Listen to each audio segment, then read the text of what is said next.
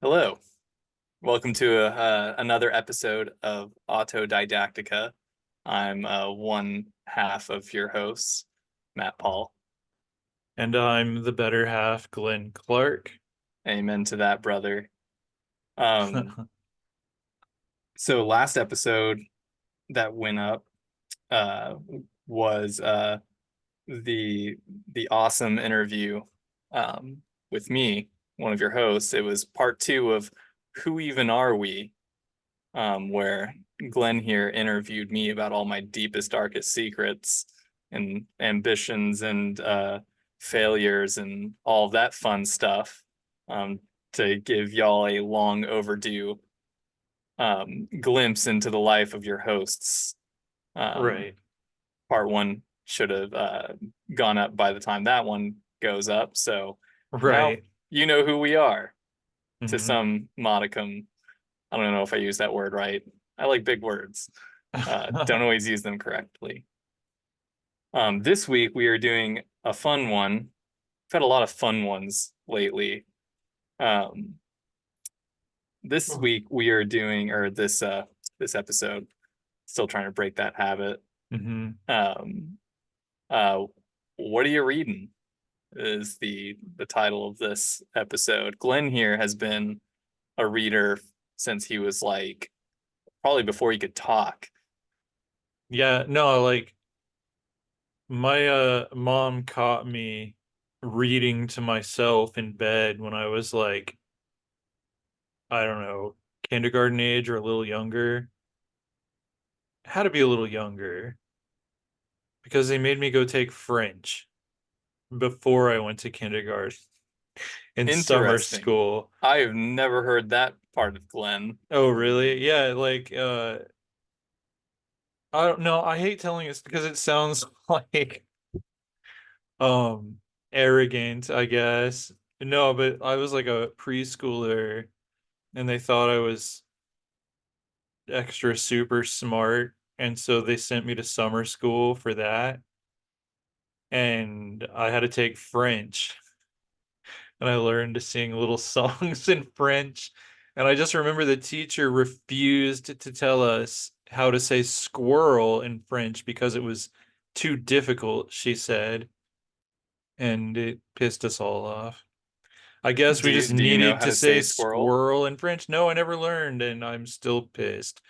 Um, but it was fun. And so I must, because I remember doing things with letters in that class. So I must have been caught reading in bed before kindergarten because I don't know, there was Sesame Street, and then there was my mother who put labels on everything.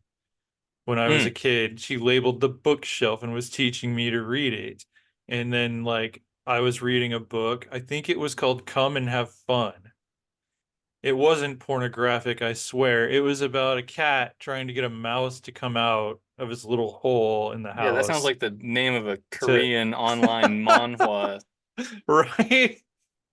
I 18 know. plus. I still got that book somewhere in storage with the rest of my most of my library, but yeah, so I've been reading since then, I guess. Yeah, Because I I'm was like hiding under the sheet with a flashlight, but I was reading out loud because I was really little. waking up the neighbors. Yeah. You're like Yeah. yell reading, trying to sound things out. See, my first book was Catcher in the Rye. No, I'm just kidding. Um, uh, no, I'm fairly new to the reading game, or I should say the reading for pleasure game. Yeah. Um, I it's always interesting to hear the different routes people took towards learning how to read. Mine is pretty common. Um, Dr. Seuss, mom and dad got me a head start on Yeah. reading. Um, I was a little, mama's boy, daddy's boy. I liked my parents. They were fun. hmm They made stuff fun for me. So whenever they were like, "You want to read this rhyming book?" I was like, sure, sounds cool. And so we read Hop on Pop until I could read it to them. Mm-hmm. And then from there, I guess I just started reading all of the Dr. Seuss books. Um, and then I don't know what came next. I think it was probably school. School came pretty quick after that, but because I never like tried to read harder books. Like Yeah. to be honest, we didn't have a lot of books floating around the house. My parents weren't big readers. Mm-hmm. Um, I'm more of a math guy. Uh, Gross. yeah, you know, my dad was I have big nightmares into about math. math. Nah, I still do this to some of my friends, give them math problems when we're at the table at dinner somewhere, and I ask them how much the tip would be on this if you tip 25% and Mm-hmm. watch them melt down. And it's fun for me. My dad used to do that to me, and it's fun. But reading not so much. But a friend of mine, she actually learned how to read, pissed her parents off because she discovered video games Mm-hmm. a lot younger. Like that may have played a role for me, but the first game she played, you had to read to know what was your objective. Mm-hmm. And so she'd be beating her parents down because she wanted to play this game, but she needs you to read it to her. So she literally learned to read Mm-hmm. by and for playing video games. And Interesting. That's something I've thought about a lot, though, that it feels like we're a much more literate society to me. Like I know there's a lot of illiteracy in the world still, and in America even. Like, um, there's illiterate people all over the place, but I think we're becoming far more literate in general just because of things like text messaging. Like you get on the computer, video games, that's what made me think of it because, I guess for a time there was yeah, old school video games. Like I'm thinking like Zelda. Zelda 2, Castlevania 2, they were basically the same game. But like you'd walk up to a person and you had to hit the button and then they would tell you something, they'd give you a clue. Nope, But it no wasn't voice like acting. it wasn't like modern video games with actors and performances and you can hear it. You had to read it. Yeah, you Yep. couldn't play the game if you didn't read. And now Nope. like everyone is texting each other. It's not you you you need to learn to read much earlier than Yep. back in the day, And and yeah, back in the 20th century, yeah, I know, right? back in the Uh, 1900s when you were a kid, I know. I was born in the 1900s. Some of you right? kids may not be able to fathom that. Um, but yeah, no, so I never, and then I went from like learning how to read, and then reading was incentivized. Hmm. Um, all throughout school, reading was incentivized. You earned points Mm, for yeah, reading. We had AR points, yeah. advanced reader points. You could read a book, and then you would type in the ISBN number to our computer, and Weird. it had a test, like a quiz Hmm. on the contents of the book. Uh, And you could do this for any book that was marked with a tab, hmm. different colored. There was a color code. Different colors had different point equivalency or exchange rates. Like a Harry Potter book was like pretty high up there when you're in the second grade. Hmm. It's a pretty thick book, Chronicles of Narnia, stuff like that. Aragon or Aragorn. No, see, I get those confused. Aragon. Aragon. That's Aragon is a the dragon one. thick book Yep. for a And little so kid. yeah, those were like worth like 30, 40 points a pop. Um, me, boy, I was reading them zoo books, Hmm. and those things were worth 1 point a piece. And I was slamming zoo books just so I could get a Yeah, I little remember little piece of those. candy in the little AR shop. Yeah. Meanwhile, my little brother was going on bowling trips during school hours with the principal because that's how much he read and Mm-hmm. earned those points Yeah. and got to cash them in for the grand prizes, which were things like that, Right. or going to medieval times with Nice. a gaggle of other nerd students and Mm-hmm. teachers. But me, summer times, we weren't allowed to play video games Really, all summer? until we read. Ah, okay. We had to read for 1 hour of reading equaled 1 hour of video game time Mm-hmm. when I was growing up.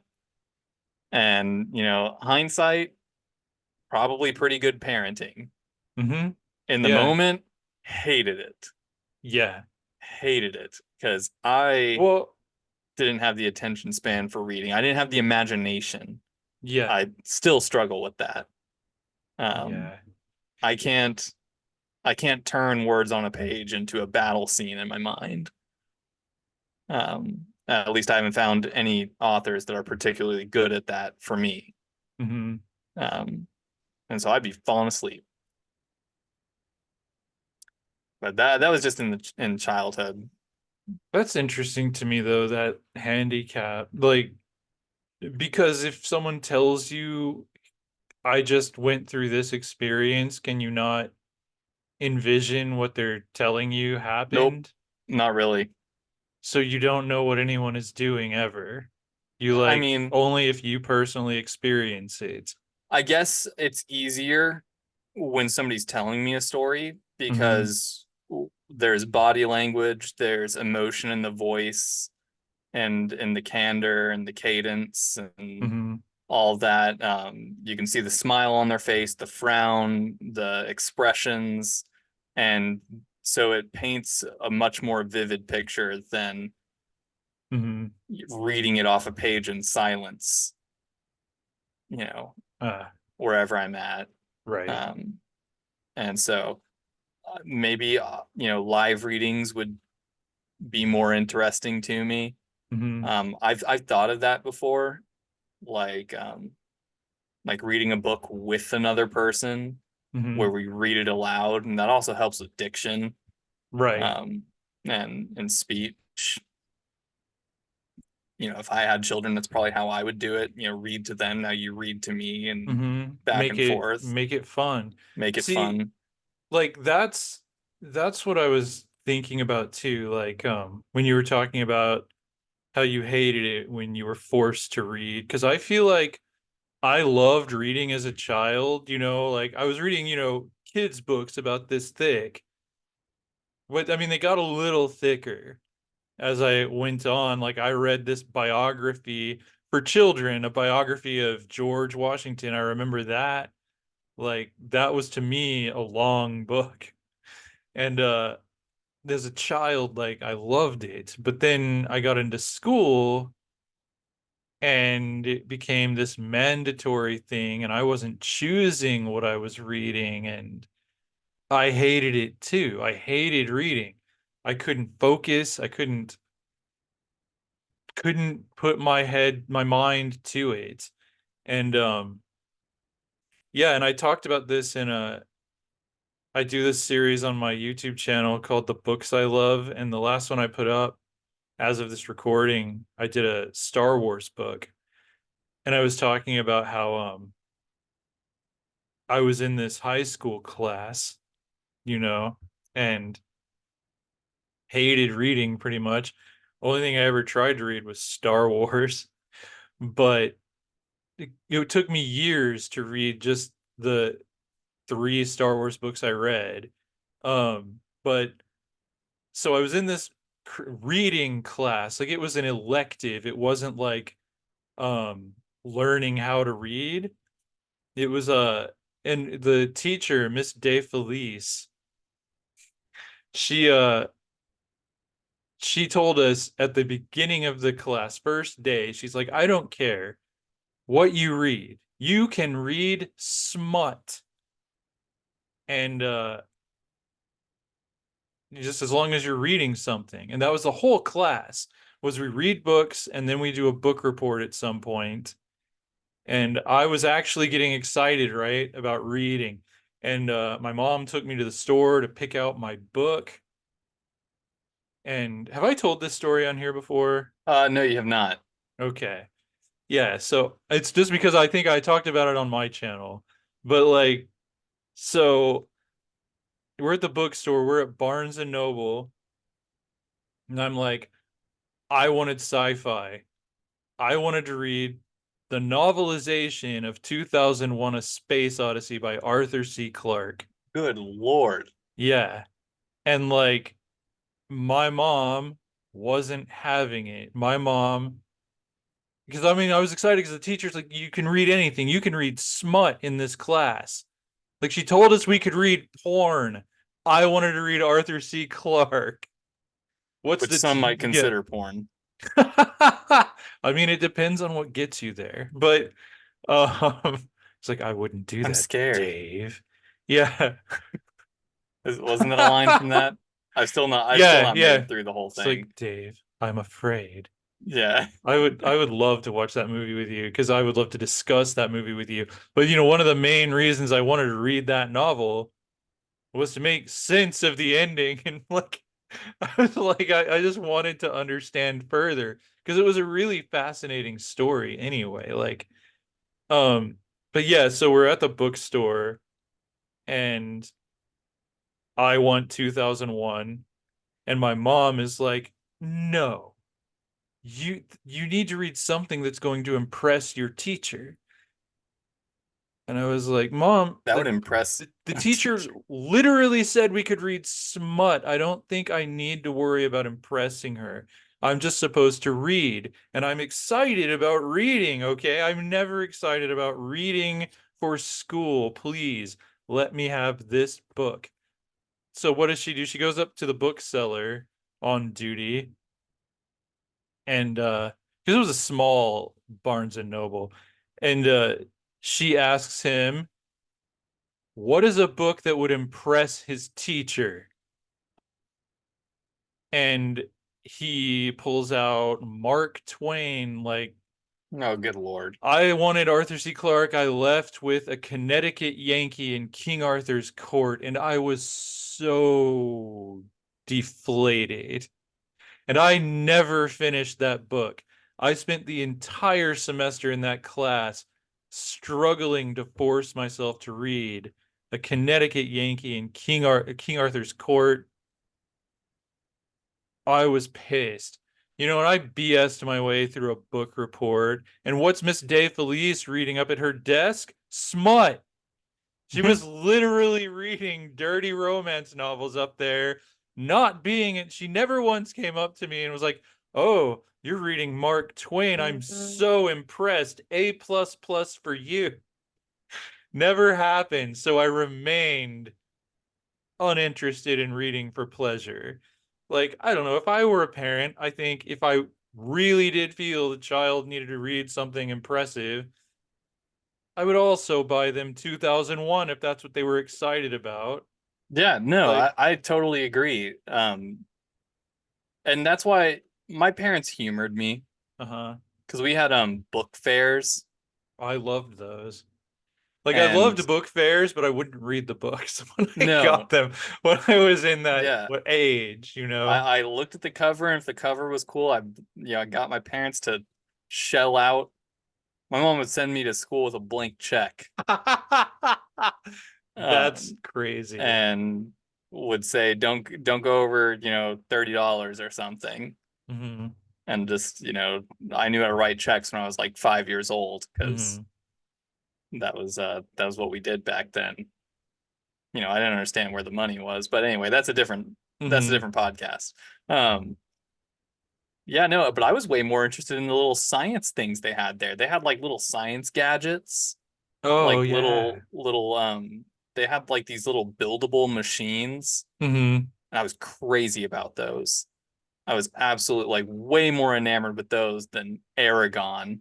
Hmm. I was like, yeah, dragons are cool, but I see a book and I see dragon on the cover and then a bunch of words in between. Hmm. Um, that's not a dragon. That's a book. And smart little 10-year-old me able to make that distinction. But I was like, this is a little like machine car that you Hmm. put on, that you build, and you can take like kite string and it like rides the kite string. Hmm. This is cool. Like, and so got that instead. Um, but I always tried to, like, I was judging books by covers, Hmm. which, when you're young isn't a bad idea. Right. I mean, Well, I that's what mean, covers are covers are for. there, yeah, to grab your attention Yeah. And so, and to make you at least think you'll be interested in that book. yeah, yeah, especially for kids novels, quote Hmm. unquote kids novels. Sorry, I had to change my seat posture. Was adjusting for the mic. Let me know if I'm coming in any differently there. Um, no, so I tried reading. I don't know if you're familiar with the books. I don't remember the author's name. It's something French. But his novels are the Redwall series, Oh, yeah, yeah, yeah. I'm and familiar. I haven't read them. They've been recommended to me a number of times, and I am interested in that yeah, series. they're little mice and rats and Hmm. rodents with swords in a medieval context, Hmm. and looked pretty cool. Yeah. Um, the only problem is they all talk, like the way he writes is how like people from Leeds talk, and Mm. people from, like, he writes with lots of apostrophes to invoke an accent and a Right. syntax. And I just I I could not read it in you know a Yorkshire accent, like it wasn't coming across. And I was like, this is too much. I can't do this. The covers are Hmm. cool. I like there was blood and death, and I was like, why are these aren't kids novels. Like, Mm. these are not kids novels. And then I read Mouse on a Motorcycle. Hmm. Tried that. So Um, you were into mice. yeah, I was into animals. I'm gonna keep that as a Like my sound father bite. before me, as long as there's talking animals, I'm in. That's me Yeah. with talking, or yeah, just dogs like Wishbone, Blue's Yeah, Clues, Wishbone, Scooby-Doo. Scooby Doo. Um, you know, anytime there's like a movie, like a Pixar movie or something, and the animals don't talk, I'm offended. Hmm. I've been cheated. Right. Like when my dad went to go see the movie War Horse, and he's like, the horse didn't talk. 3 out of 10. And so, you know, yeah, so it took me a long time to enjoy reading. Hmm. And that's sort of been the first focus that I wanted to get to with this Yeah. topic, was what sort of sparked your interest. How did you get started with Hmm. reading, before we get to what we're currently reading? Hmm. But for me, as you may have, this to the listeners, Glenn knows thoroughly, but pretty big anime fan here. No, I didn't know that. Yeah. Okay. If I've mentioned that a few times, but Weeb when I of discovered Wonders. that, these anime that I love are all adaptations, Hmm. when I started to sort of catch on to that, because before they're just Japanese cartoons, and then I get more into it, and I'm just like, are we going to get a season two? Then I learned about the business of anime Hmm. and how anime only gets made to sell more of the source material. I'm like, what's the source material? Oh, you mean it's those backwards books from Japan that I used to make fun of kids for reading back in sixth grade? Hmm. All their little Narutos and stuff. Um, and I was like, why are you reading the book from back to front? I didn't understand it. And then I'm like, okay, so these shows that I love only get made to sell more of where they came from, their source materials. And so I found enough shows that I discovered like weren't getting second seasons. Like they'd been, the first season had been out for 4 or 5 years, Hmm. and that's pretty much the death zone for most animes. You're Yeah. probably not going to see a second season if it's been that long. Hmm. And you But wanted to know what I happened. wanted to know what happened. I wrote it down here. I wanted an expanded immersive experience. Right. I wanted to know more about the characters, what was left out in what I did see, and where are we going? How does the story conclude? Because a Hmm. lot of these leave off on either cliffhangers or sort of soft endings. Right. Where things are still unresolved, really. Right. Like, yeah, I know what you're talking about, and it's frustrating. Yeah, and it's more frustrating whenever like I can sympathize now with, you know, uh avid novel readers who have been reading a series and then like the author tragically passes away or something like that, and they will never know Hmm. the intended, because there are a few of those in my searches that I've been like, well, now I don't even want to read it. Hmm. Like it's just totally killed the whole idea that I want to go back and read it. Right. Um, and so But most of my go ahead. oh, I was just gonna say, like, yeah, there are those circumstances, but sometimes there's, it has enough of a following that someone else can pick it up and continue it. Like, I think, oh, why can't I think of her Tolkien. name? Mitchell. Like, why the hell can't I think of her? Margaret Mitchell wrote Gone with the Wind. Am I right? Am I wrong? Ask me, Um, buddy. but it ended on a cliffhanger. And she was so overwhelmed by the book's success that she never wrote a sequel. But decades later, her estate commissioned a sequel or two or more, I don't know. Um, and so, I mean, but if you read that book in what, the 1930s, and you had to wait 60 years, you Probably might not not have alive. ever Oh, gotten there. But yeah. yeah, you mentioned Tolkien. Like, his son got all his notes and stuff, like scraps, and put them together. You have Frank Herbert, who wrote the Dune novels.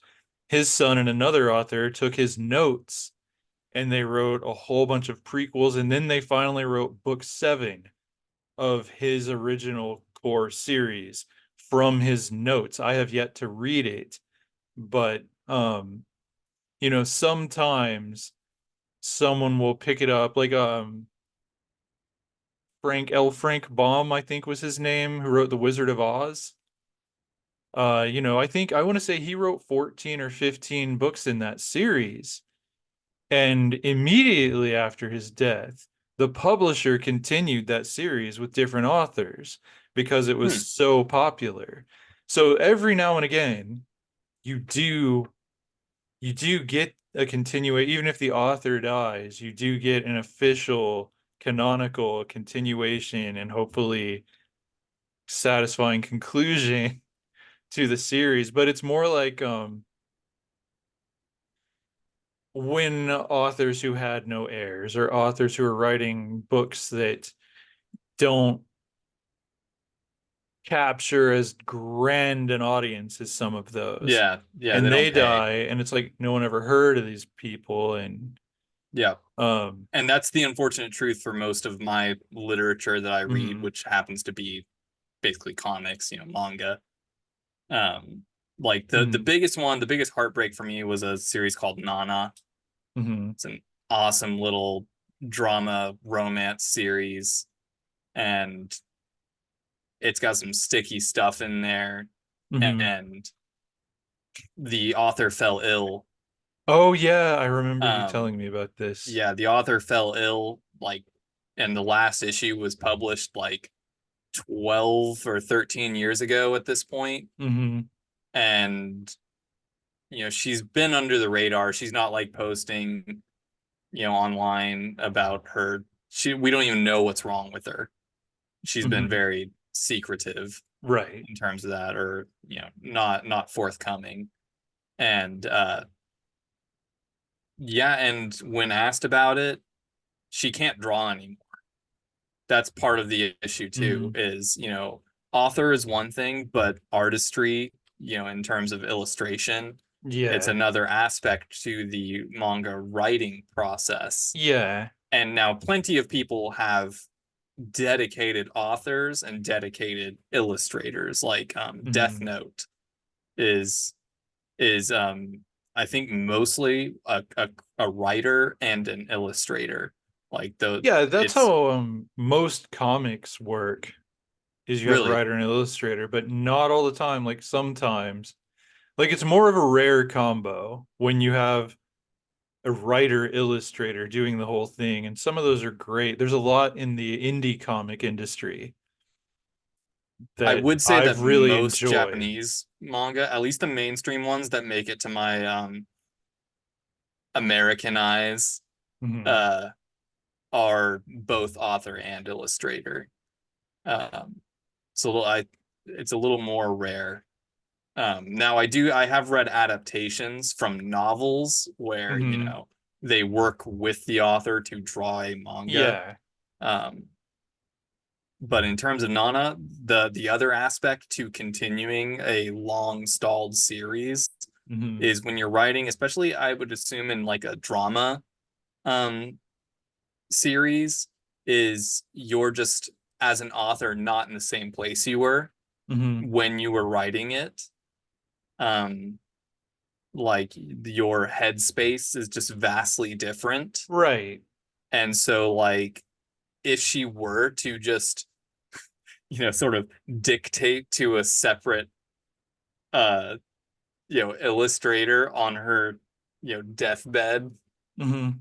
what to draw and what to write for speech bubbles and what the scene looks like, it wouldn't even be the same because she has a completely different outlook on love, life, and romance. And so, Right. like, we'll Well, never get the 2013 version of how the story would have continued. unless you did, because I mean, I don't know about all authors, but most of us, it's like if we get struck by a story, it's there. Like it goes a certain way. Even if like for example, like I've been doing a lot of series that have run years, and like some of them have gotten stalled, like Metronomes right here. This series, let me find a good little page. Oh, the first page probably is a good one. So, I mean, those of you watching on YouTube, this is an illustrated novel. Like, it's got 50 illustrations in there, but coordinating with the illustrator, it's really hard to get all the stars to align. So, it's been like we still talk about it. We're still planning to do all the rest of the books in this series, but they've been stalled for years. And the story hasn't changed, though I have been through life. I mean, it hasn't changed any more than it would have anyway. Because sometimes things in your outline will not work when you start putting them into reality, like on the Right. page. Right. Your And characters speak to you and yeah, want to go a different way. exactly. And some of that has happened with the Metronome's roadmap, but it's still the same story. It's I have books that have lived in my head for years and years and years, and I change, but those stories don't. And sometimes it's harder to connect. Like like I'm writing a sequel to my first novel, but I've been writing it since the year before that book came out. And it's just that I have to go into such a dark place to connect with where that character is in book two that I can't always do it. But I'm not changing the story because I'm not quite in that place anymore. Like the story is still the same. But like not all authors are the same at all. But that's Right. that's me. And that's that's a lot of authors and screenwriters and things who have a vision and a story they just carry with them, and they're trying to get it expressed like a dog's butt. I don't know why Right. but I just popped in my head that vets express a dog's anus. I don't know why. Yeah, Just they using got that to do word, it. I don't want to know what that entails, but yeah, but you're trying to express your story. It stays with you, but at the same time, speaking of my first novel, I guess, yeah, because I couldn't write that novel today the way that it was written. Like I might tell the same story, but I've grown as a writer, I guess, like because it was my first novel. Right. But I don't like whenever new editions of it come out or whatever, I don't change fundamental things. I'm like, I would never write that today. I would never write dialogue this way today. But I keep it because I did. It's that's like I don't change anything because it's genuine to the time in which it was written and who I was when I wrote it and the time in which it takes place. But but yeah, if I hadn't, but the story wouldn't have changed if I'd had to carry that with me for years and years. Anyway, rant over. You got me talking author stuff. Yeah, Weird no, when the topic is books and reading, but yeah, it's bound to happen. right. Yeah, no, so I mean, it's it may be a little different in terms of romance because when I was reading her works, I Hmm. was like, this stuff is like wildly specific. Some of these things, I was like, she has to have had like personal experience in at least one of these characters, affairs Oh yeah, yeah. and things like that, and like one of their heartbreaks, or Hmm. had friends that went through this or that. Because Yeah. when I said there was some sticky stuff in Nana, there was some, the a whole who's the baby's daddy scenario, Hmm. like where this girl was doing a little bit of sleeping around and Hmm. went from one guy to the next pretty damn quick. And no judgment, because that's part of the theme in this whole story, Hmm. is a very no judgment theme. But then Yeah. she finds out she's like a month and a half pregnant and Right. doesn't know who the dad is, doesn't knows who she wants the dad to be, knows that she's Mm. keeping the child. And so there's drama surrounding that. Right. That's a And then, fun soap opera trope too. oh, Like it's they're awesome. always gonna do that. They It was awesome. And the way the anime left off was a huge time jump forward, like a huge Hmm. flash forward, prepping for a flashback, was Hmm. the cliffhanger of the anime, where the child is already 7 years old or something. Oh wow. And you as the audience member still, like, you have a strong idea of who the father was, but Hmm. you don't know for sure. And then one of the main characters has apparently been missing for years. And I'm just like, man, I want to read this. Hmm. But then I find out after watching the anime that it will never be completed. And Oh, that's apparently horrible. the manga leaves off in a very, very dark place, like a cliffhanger. Oh, that's so terrible. And I'm just like, so people warn on like Reddit and stuff, like warn new readers, like, yes, it's worth reading. They all say it. It's worth reading. Hmm. Um, and it just makes it more heartbreaking. Right. Like it Well, drives the impact of the story forward that you'll never get to hear the rest. right. And like there's power in that um like sometimes like in life, there's no such thing as an ending. The story doesn't end. Right. There are Gaps, interludes. There are pauses, pauses, rests. And like and the story keeps going. It doesn't end. It's passed from generation to generation. Its history is a story that just keeps going. And one day, if a meteor strikes the Earth, that's that, right? I mean, sometimes you have to accept that the cliffhanger is the ending. Oh Like yeah. Gone with the Wind, people who read it in the 30s and didn't make it to the 90s or whenever they did an official sequel. The cliffhanger is the end, and it works that way, Oh yeah, in I my much opinion. prefer a cliffhanger ending to a rushed ending. Yes. Oh, I Like agree. like a Rushed rushed endings are the ending where, worst. and I've given my mediums of media that I consume. Uh-huh. Most of those have to do with like TV shows and stuff where Right. this is the season that the studio says or the producer says has to be the last season. Hmm. And so we're gonna come up I with some hate bad that. guy or some antagonist, and we're going to drive it forward a little bit and then wrap a little bow on it, and everybody lives their happy little lives after that. Dude, I have an example when you're done. Yeah, no, that was that. That was that? Yeah, Yeah. okay. I read a lot of comics. I read a lot of Star Wars, or at least I did. Um, and so one of my favorite, all-time favorite Star Wars comic series was called Star Wars Legacy. And it was like 100 plus years after the movies.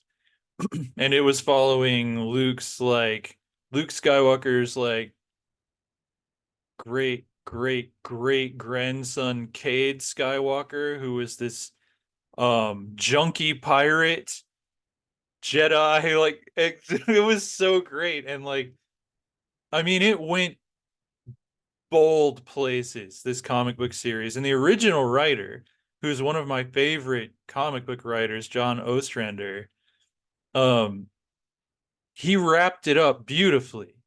But then the publisher revived it because people were like, why did you end that series? Like it could keep going. And they had a thing about 50 issues at Dark Horse Comics at the time. For some reason, they just thought every series should end at issue 50. But he did it brilliantly because he was a brilliant writer. And he had enough, I guess, lead time to know he had to wrap things up. But he told a really great story, and then they revived the series with a different writer. They took it in a different direction, and it was once again really compelling and cool and great. And I was really into this, the latest point in the Star Wars timeline. And there were tons of Sith lords in this time period. Um, but like then Disney buys Star Wars. Disney buys Lucasfilm, and they're gonna take it away from Dark Horse and give it to Marvel. And so they have no time, no warning really. It's like, all right, and by this month you have to end all of your Star Wars comics. So the most epic Star Wars story, like this is the end of Star Wars pre-Disney. It's the end of the whole saga, and it's rushed as hell and Mm. stupid. Like it was so upsetting to me because they're just like, okay, and in this panel, oh look, oh yeah, all the Sith are dead. Okay, moving on. Like, what? I needed that to Oh, be that's fleshed brutal. out more. That was sad. That's That the is end brutal. because the company got sold. So, and they're jettisoning the continuity of the old comics. So, yeah, I mean, that was my most frustrating rushed ending that I was reading. Mm-mm. I don't think anything should be rushed.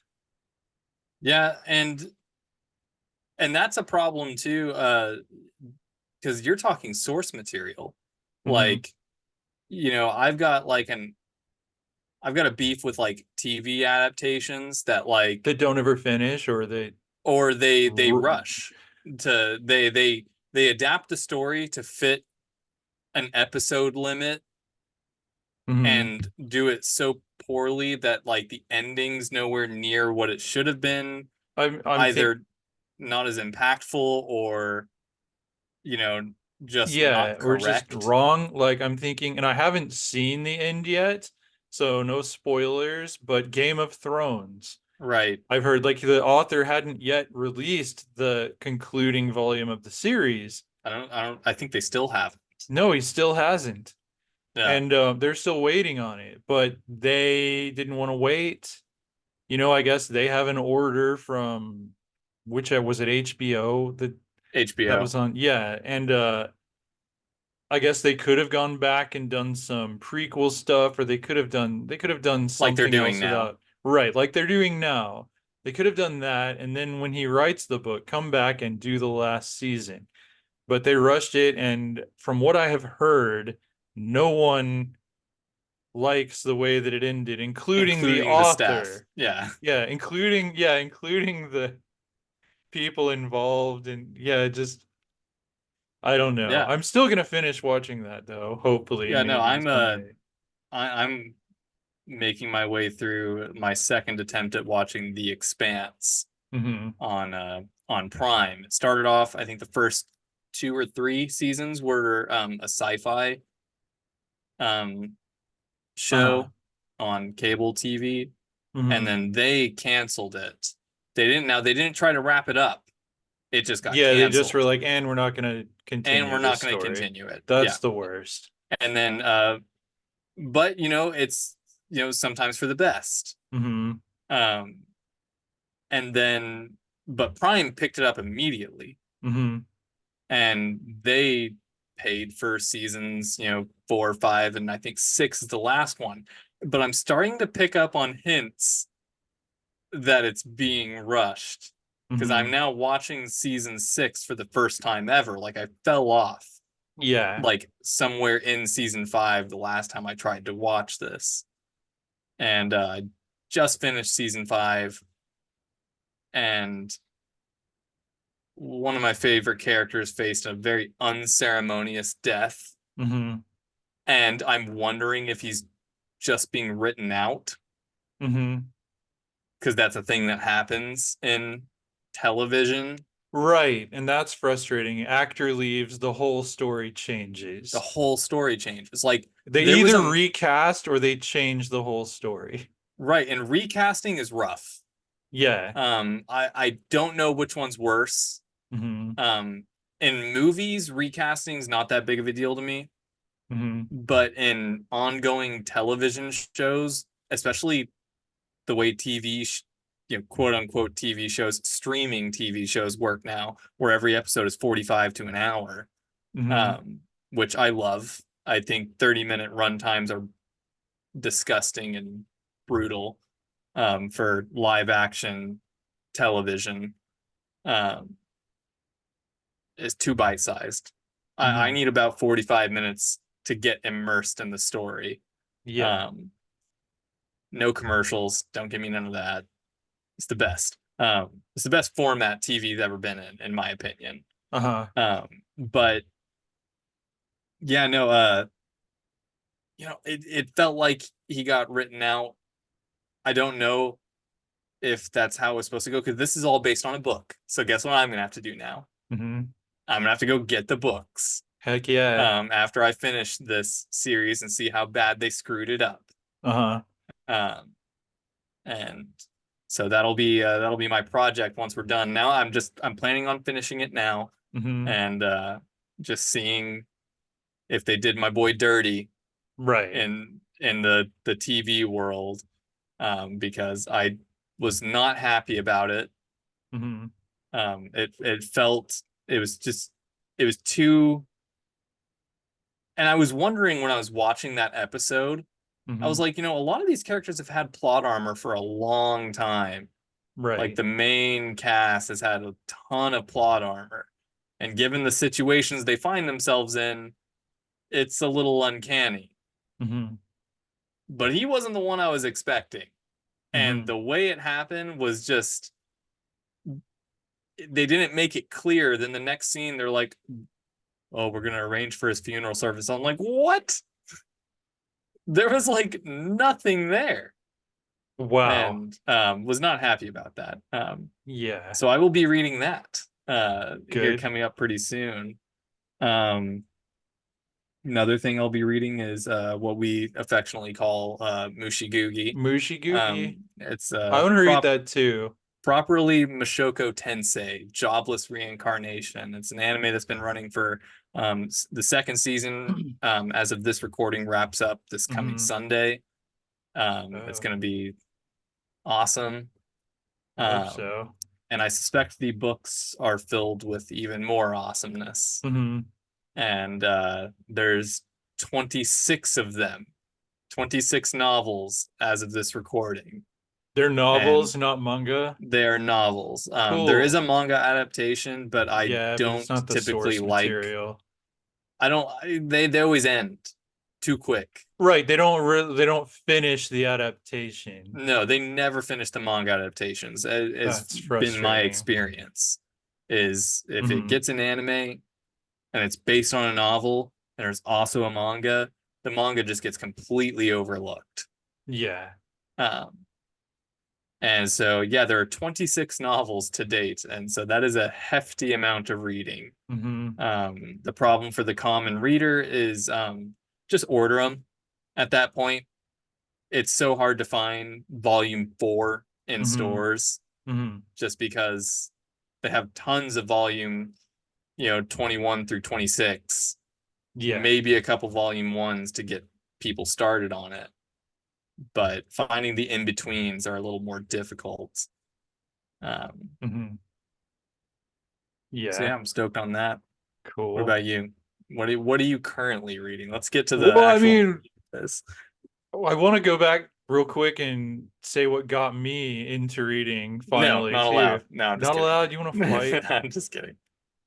Um, no, for me, like what started me actually reading for pleasure after all that crap in school was, it was during my high school years, probably 2 years before I graduated. Yeah, it was 2 years before I graduated. And my dad bought me a book called Star Wars Heir to the Empire. And there hadn't been new Star Wars in years.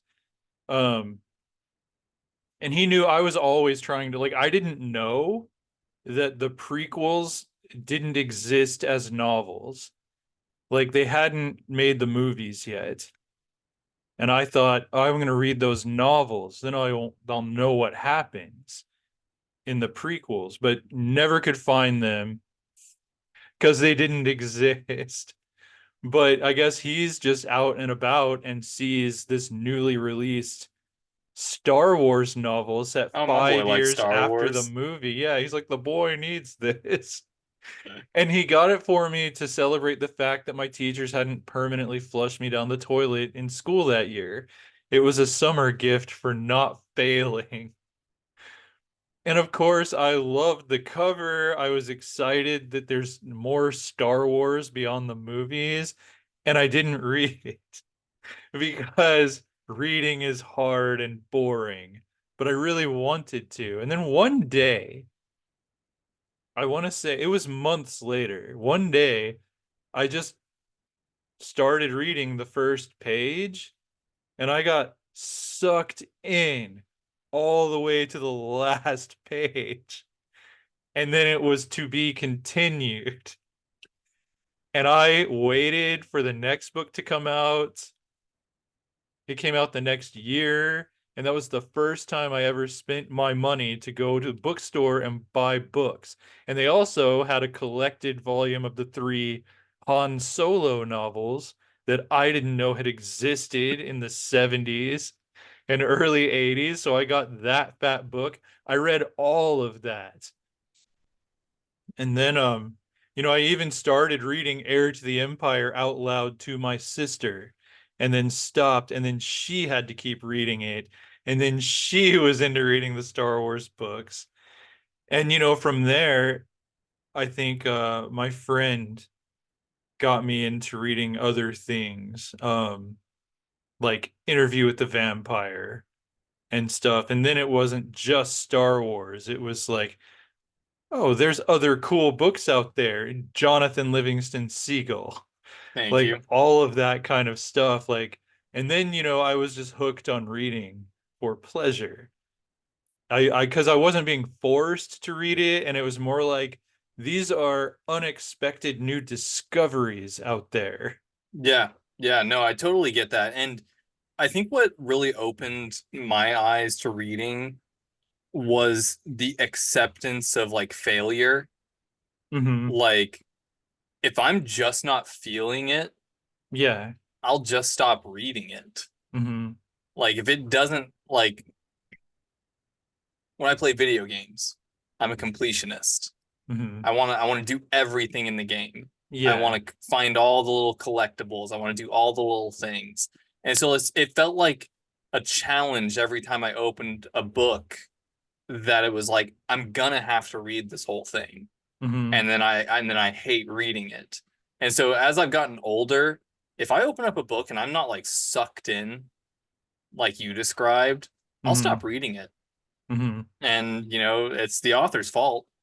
That's how I chalk it up, at least, is like it didn't connect with me, and that's fine. Hmm. Maybe I spent money on the book. Maybe I'll come back to it at a different time and place, like you did with um Heir to the Empire. Hmm.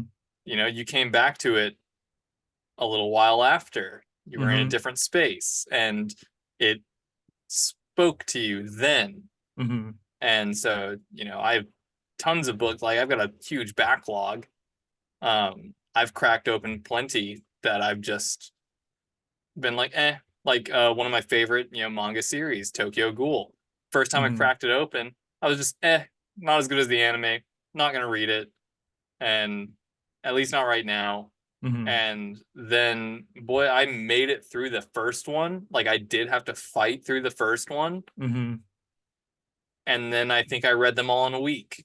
Yeah. Like, like it was, I gave it one attempt, then gave it another, and I Yeah. couldn't stop. Nice. And I've had a fair amount of those. You know. Yeah. Um, Yeah, and sometimes you do have to fight through a book, and that's not as fun. It's just hard to stay awake. And then there's mhm. some that just because I'm like I like to finish a book even if I hate it.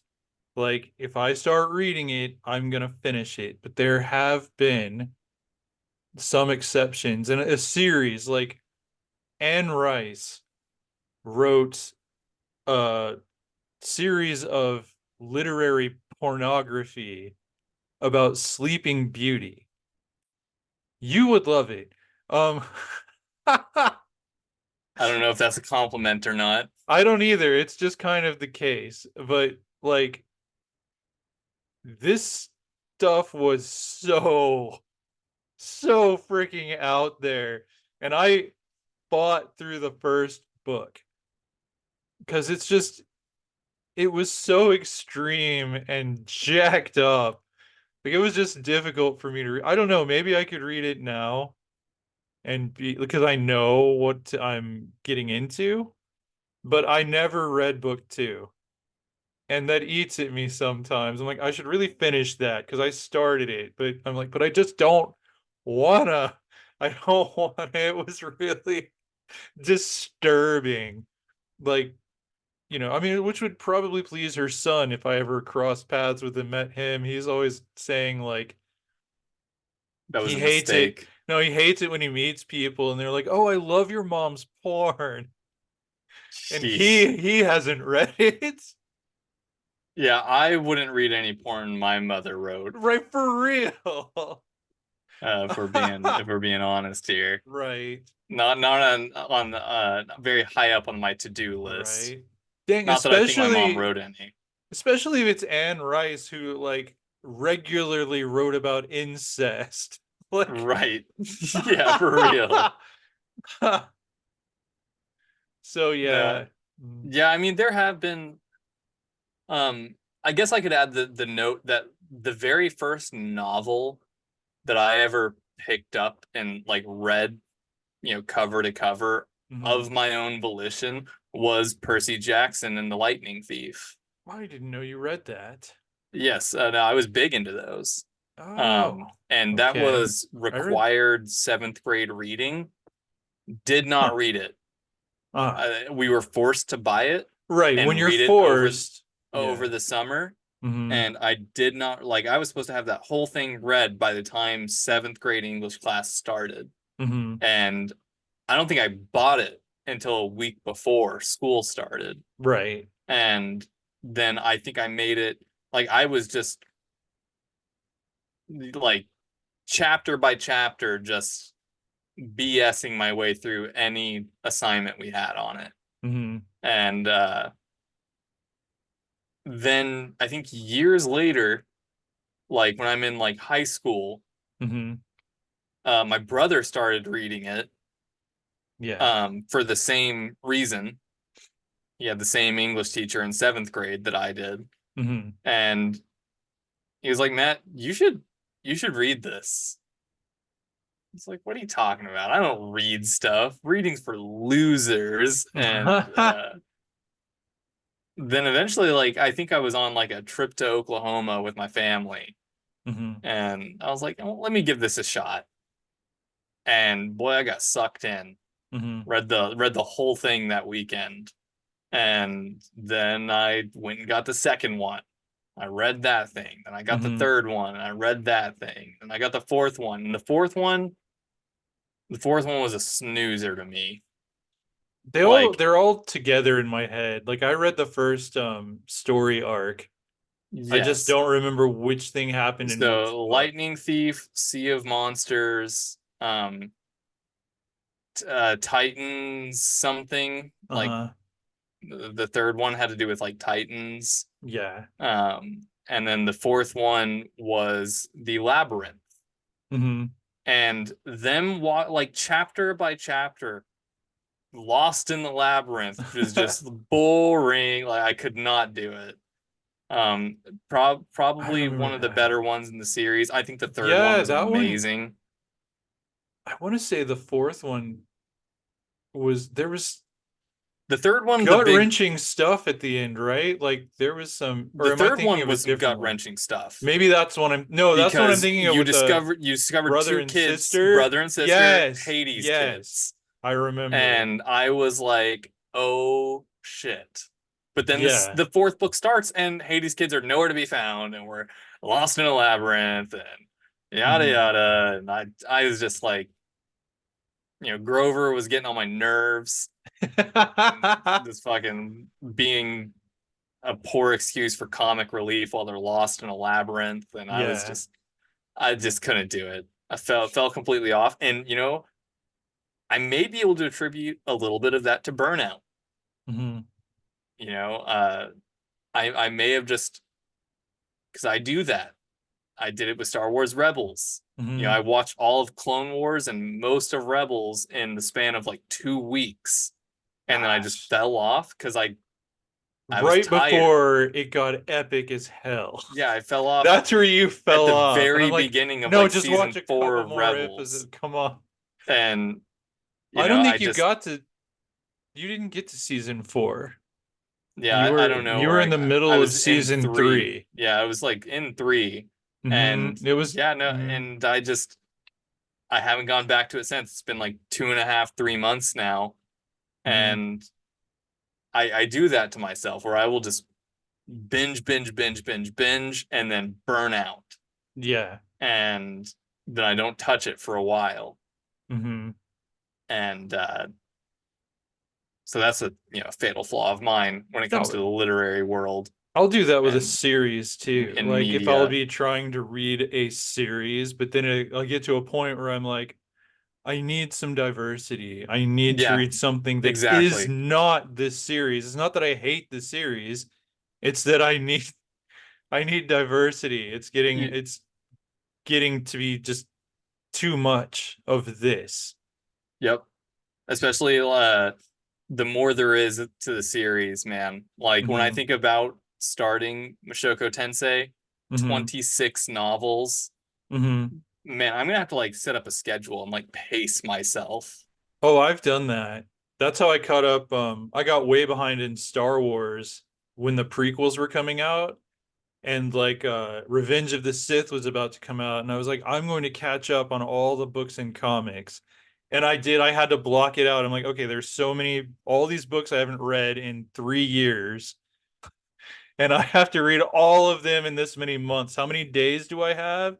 How many chapters are Right. there But I have to be collectively? careful How to many make chapters myself. do I have to read each day? And I did it, but Oh man, it was see, crazy.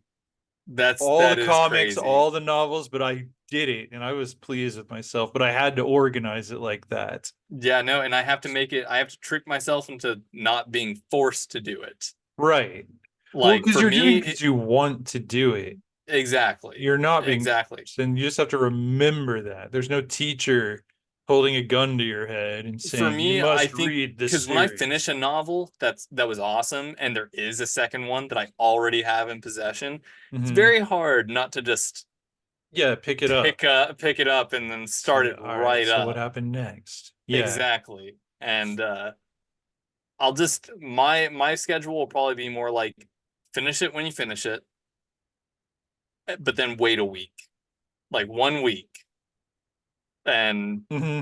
then you can crack open the next one like Yeah, to and sort try of to excite fend me. off burnout. Exactly. It keeps the excitement level up because maybe I'm thinking about it all week, Hmm. and then I can start it up. Because yeah, I think the first book I ever read cover to cover in a day, Hmm. that was The Faraway Paladin. Oh, Um I I just cracked that read open, and that. it's a fairly short book. I think it's Yeah. maybe like 150 pages. Um Mm. Maybe a little longer. It's a little thicker than it should be because of the hardback. Oh, yeah. But no, I read that thing cover to cover in a single day, and boy, I felt great after that. Yeah. I felt accomplished, and I felt, you know, Yeah. like I'd done something in my life for the first time ever. 266 pages. Jeez, okay, yeah, I read. Um, Yeah, you can do it. I can do it, and it just goes to show, what a compelling story can do for me. Um, Hmm. Yeah, I don't know first if, book. Oh, what? yeah, I was gonna ask what if you had an example for that as Well, I well. mean, other than kids' books when I was a little kid, Right, like the right. first novel I read cover to cover was Star Wars: The Courtship of Princess Leia. I just bought it, went into my closet, started reading it, didn't stop until it was finished. It was that good. And the next one was A Density of Souls by Christopher Rice. Like I sat down in a chair, started reading that novel, didn't stop until I was finished with it. Those are good books. I Yeah, would love if I Density still of had the time. Souls sounds like an incredible title for a novel. Right? And it was a really good book. Sounds like a good album name. It Or does. like A I'm gonna rip Density from of that. Souls. Yeah, I feel like I've seen rips from that. Hmm. Um, but no, Maybe. I mean, you know, I classified that as, the first time I've ever read something cover to cover, Hmm. In as a one novel. sitting. Yeah. Yeah. But then there was that weekend with friggin' Domestic Oh, Girlfriend. and that was a whole series. Yeah, I read 28 volumes of manga starting on Jeez. Friday and finishing on Sunday. I didn't sleep and I spent so much money I remember you were because so into it. there's no print. Like it Hmm. was only available Yeah, on Nook, digitally. Yeah. Ugh. Yuck. and Wait. they made it so easy Uh-huh. to get to the end of one volume, and then would you like to purchase the next one for $10? Like, well, son of a bitch, I'm in. And I then was lucky you bought all those and then I could yeah, borrow them from you yeah, just digitally. share the login, and there you Yeah. go. Here's $260 worth of manga that I bought in a weekend in a lustful rage. Um, but Right. yeah, And I no, and remember you finishing that and just saying, I have been through an experience. yeah, dude, Like you were like you had to process no, I finished all it of at that. like because I would wake up, and it was Uh-huh. weird that weekend Hmm. because I would read, then I'd go to sleep. Mm-hmm. and then I would dream Right. of what happens next. Uh-huh. And then so like while I'm sleeping, I'm experiencing a future that then gets rewritten when I read the work. And so Right. like I get my, you know, my synapses firing twice as hard. Mm-hmm. Um and because I finished it at like noon on Sunday. Because I would Yeah. stay up till like 4 o'clock in the morning and wake up and just start reading. I don't think I ate that weekend. I just laid in bed or sat on my Mm-hmm. couch and read. Yeah. And then Sunday, it finally came time for me to wrap it all up. And then for the rest of the day, I was basically mourning Right. and grieving for the characters I'll never see again, Until you read it again, which you did. But I which I mean, did. Yeah. but yeah, no, I get that too. I get that reading and writing where it's like, it's over. Where are my friends? You know, because Right. you really, if you really get to know characters and connect with them, it's like they're your friends. Like in some level of your mind, those people are real. Yep. Like And even on then, a well-crafted TV show. Like, yeah, no, that's how I felt today when I mm-hmm, watched like what I was describing a moment ago. mm-hmm, When that character died unceremoniously, I was pissed. I was uh-huh, like upset and I was like, so you're telling me I don't get to see him anymore? mm-hmm. Like, oh, my phone heard Siri. Oh. Um, and yeah, no, and and I'm gonna be more pissed when I do finish the series, then go and look it up. Mm-hmm. Did the Was it just a what do you call that? A write out? Yeah. Was he just written out of the story Mm-hmm. for, Actor conflict reasons. reasons? Yeah. Yeah. And because that's just gonna piss me off even more. Mm-hmm. Um and yeah, yeah, no, I get that with video games. Mm-hmm. I mean, those of us who grew up playing Halo felt that way in 2008 when Halo Mm-hmm. 3 came out. Um, Master Chief goes flying off into space, into deep space, and Mm-hmm. you know, you're never gonna see him again until you do when Halo 4 came out. But Right. then, it was the end of a saga, the end of a story, and you're lost afterwards. And Mm-hmm. you know, Mass Yeah. Effect was the same way. Like tons of video games, tons of stories, and Yeah. like especially long running ones. Not so much with movies. I don't get that way with movies because there's not Mm-hmm. enough time for me to really connect with characters so Right. No, much. it's true. It's true. Unless it's like I was just thinking about how impactful the movie Star Trek II: The Wrath of Khan was. But it's because you got to know the characters in a TV series Ah, first. yes. Like then, things have greater impact when you're following these characters later in their life. But yeah, most of the time it's harder to build that kind of connection in just a couple hours. Yeah.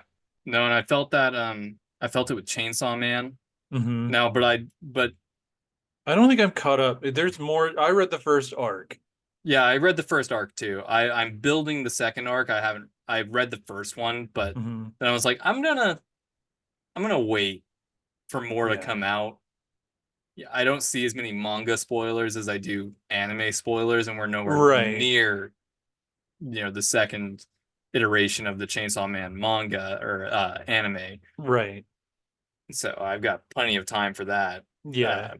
But that was one of the first things, being late to the game and with a lack of imagination.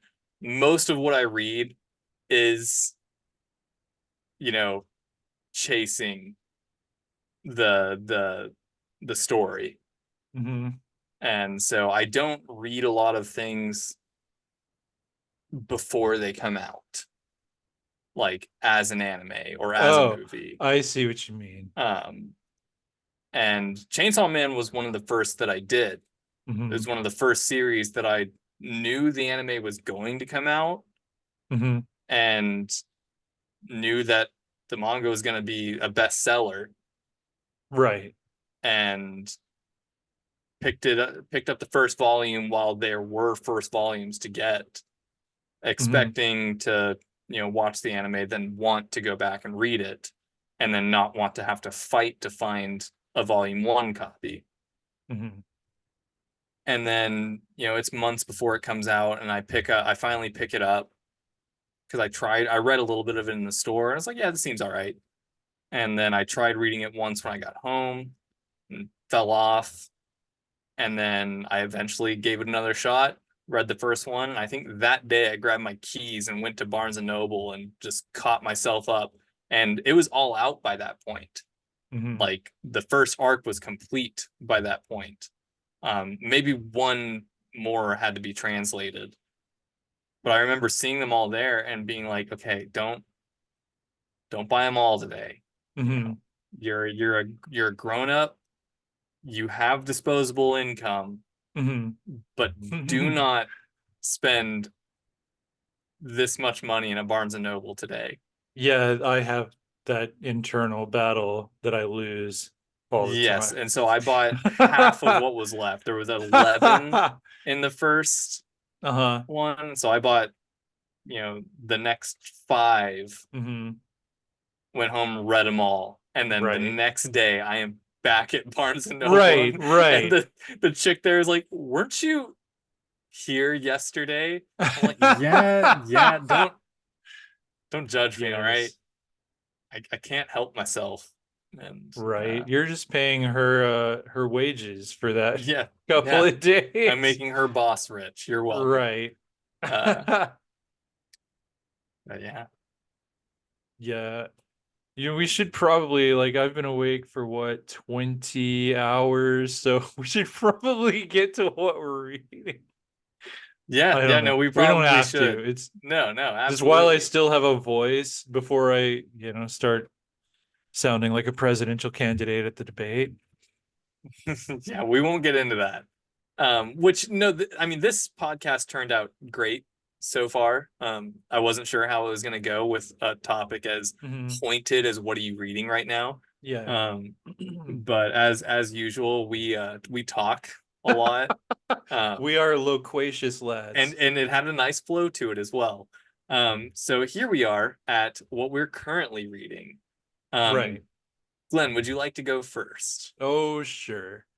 I mean, I got a stack of books. Like what I'm currently reading, how do you define that? Like, but like this is the book I am currently reading. It's called Humanly Possible: 700 Years of Humanist Free Thinking, Inquiry, and Hope by Sarah Bakewell. My dad sent me that book after Show listening off.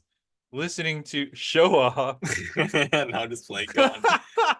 He sent me that book after listening to Autodidactica, and he thought we would both enjoy this book because he says we're basically um spouting humanist philosophies on here, and this is Not about, wrong. right, exactly, we are. And this book is all about the history of the humanist movement. It goes back hundreds of years, and then you can tell by the chapter titles and the cover image, it goes into modern times. Just it's really great. Like I lose myself when I have time to sit down and read a chapter, which tragically is not every night. Like I'm really into this book. Um, and it makes me sad because there's so many stories about all these dudes hundreds of years ago and their massive collections of books. Like I'm like me AF. That like I had a whole room in my apartment before I moved in to take care of my mom. I slept on the couch. The bedroom was for my library. These guys in this book, we could have had coffee and some fantastic conversations. I mean, that's the one book I'm currently reading that is published. I've been reading my own stuff, just gearing up for other projects. And I mean, there's this weird AI thing I'm doing, but we can come back to that if you want. Because like, Weird AI thing. Oh, I all think right, yeah, so yeah. I no, remember I you telling me about that. no, I haven't told you about it. I haven't told anybody about it.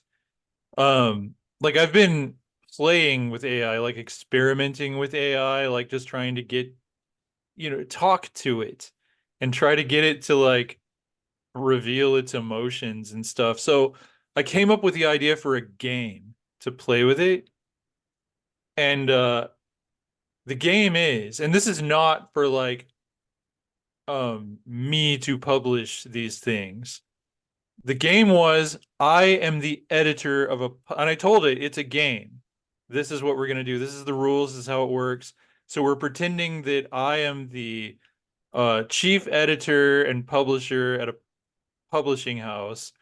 You are the author and or authors, and we're going to create a multi-book, multi-year publishing program that's ongoing. And I gave it genres to choose from that we're going to build a world. And like I'm thinking we're going to plot out novels and spin-off novels and stories, and the AI, you just get to be as creative as you want to be. I will give you very few guidelines. Like you tell me how many books is it going to take to tell the story? Who are the characters? What is the plot? It chose sci-fi space opera. I was kind of hoping it would go with smut, but but like yeah, so it plotted out like 5 books, like just kind of the bullet point. These are what happened. These are it spans like 20 years, this story it came up with. And like then I asked it to lay out who are the characters, who's the main protagonist, who's the main antagonist, tell me about them. Like, and so far it's boring as hell. It's like very the plot points, like this happens, this happens, this happens. So the next thing I'm going to do with it is try to get it to, I mean, because it lacks a human element. There's no emotion in this story. It's just very, they find this artifact and blah, blah, It's the blah. hero's journey archetype. Kinda, yeah, but with nothing to connect you. But this is the fascinating part of this little experiment I'm doing to me is can I get it to tell a compelling story? Like take what it started with, but now I'm going to be like, all right, so this story needs humor. We need to laugh with these characters. We need to cry with these characters. We need to get angry with these characters. We need to be happy with these characters. Like, where we need to fall in love with these characters. There's no romance. It's just very straightforward. This is what happens relating to the plot point of this weird artifact they find in space or whatever. So I'm gonna keep asking it questions. I'm gonna ask it to show me images of these characters, tell me more about the world. And it's done some of that. It's really fascinating. That might be the most fascinating thing I'm reading, and it's boring as hell right now, but it's just because I'm very curious about our descendants. Pretty much the descendant of humanity is this artificial intelligence thing. And I want to see how human it can be. Like if I ever did anything publishing wise with this, it would be just it wouldn't be a book. I'd just put it on the internet and say this was done by an AI. Here's the process how this came about. I'd explain the game if I did it, but it's not something where I'm like come up with a story because I'm a hack and I don't have any idea. It's I just want to see what this artificial intelligence, which it's an intelligence. I mean, we're gonna have to stop calling it artificial at some point. This man-made intelligence. what it can come up with, and can it create a human element that humans will find compelling, you know? And then I'm going to just keep adding story. Like, okay, now do this. So year 2 of the publishing program, we're going to add a couple spin-off stories. Do that, AI. It's just that's so I'm technically reading that, but it's not like something you can go buy in a store. It's just I'm fascinated by the world I live in, I guess. No, I mean that counts. Yeah, no, that's not Right. you can't discount that. Hmm. Um yeah, just like if I mean it sounds like you're reading, the rough draft of a friend's novel or something like Right. that. No, that's kind of Like how I'm playing it. It's like this is your story, AI. I'm just here to guide you and make sure you don't make any continuity errors and stuff like that, and try to say, hey, your characters are dull as hell. Like, right. like you've got an intriguing plot, but I don't care. Yeah, because there's, I mean, yeah, not until they develop the capacity for Hmm. emotions and Yeah, which I yeah, would argue that they do. They just don't understand that they like that's a whole other topic. yeah, That yeah, because I think that's we on the should list. revisit AI Yeah, because a we lot has were already happened in the talking about world. revisiting AI when we were doing the AI podcast. Right, and the stuff that has happened hadn't even happened yet. No, it So, hadn't. yeah, so we'll put that on the list for season 2 when we have our what are we calling our planning Our meeting for planning season meeting. 2. If you're watching on YouTube, I'm just looking at my bookshelves Oh, okay. to. Yeah, so what are you reading? So, I mean, in terms of like actively reading, I haven't done a lot of that here Hmm. in the past month or so. Right. Um, but I do have, some series that, most everything that I read is Japanese. Hmm. I find the stories to be, for one, the manga is easier for me to swallow. It's You're not easy. supposed to eat it, Yeah, Matt. I know it tastes good. Do you I at don't know least what the chew it? paper quality. Do you at least chew Um, it first? yeah, and it's easy to pick up. It's Mm. easy to dive into, and I can rip through one in about 45 to an hour, um, depending on how much detail is involved in the actual Hmm. drawings. Um, but so some elitists out there may not consider that actual literature Hmm. or reading, but I'm reading it. Nobody's talking. It's not a Hmm. moving picture. Right, right. Um, You're reading it. No, I have always been a defender of comic art as literature. I think it is, in fact, it's reading. I learned a whole bunch of vocabulary words reading comic books as a 9-year-old boy. and I've learned a ton of culture Hmm. Oh reading yeah, for basically sure. nothing but Reading foreign. Japanese. And Hmm. so yeah, it's a little nerdy. I'll admit it. I'll be the first one.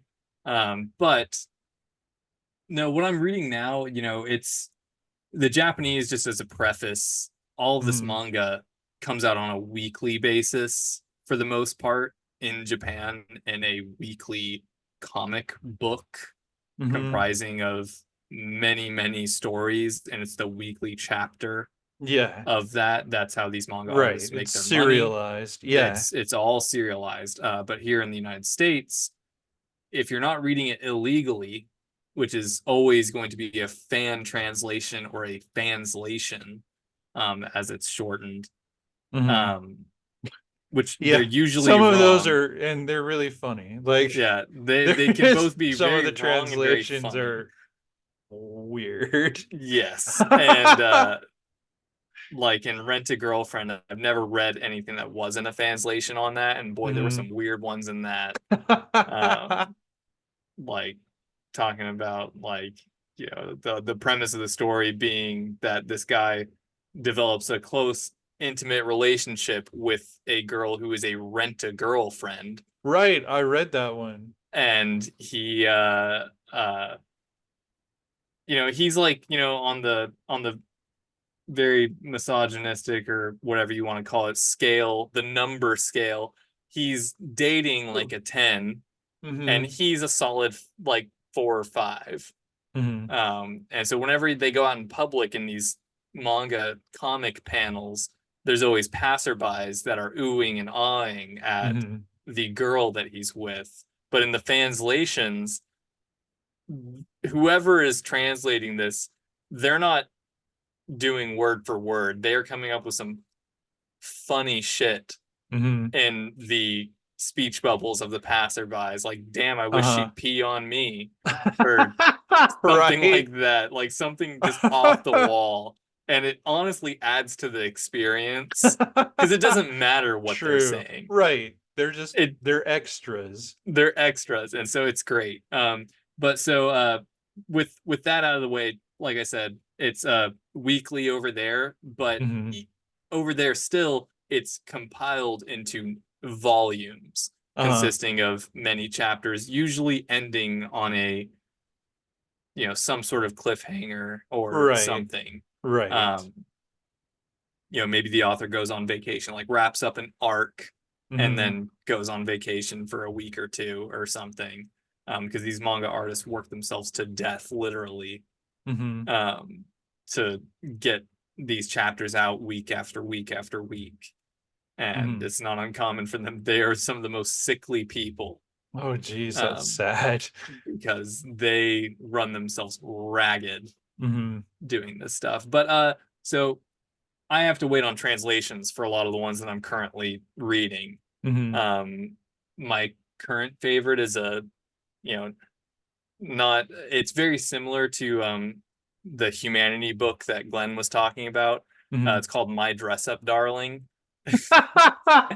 Right, right. And it's not at all the same. Nowhere in the same ballpark, but Right. it's a fun little story. Mm-hmm. It's a romantic comedy, which I do read a fair amount of those, and they're Yeah, not you do. usually my favorite. Um, it takes a very special romantic comedy.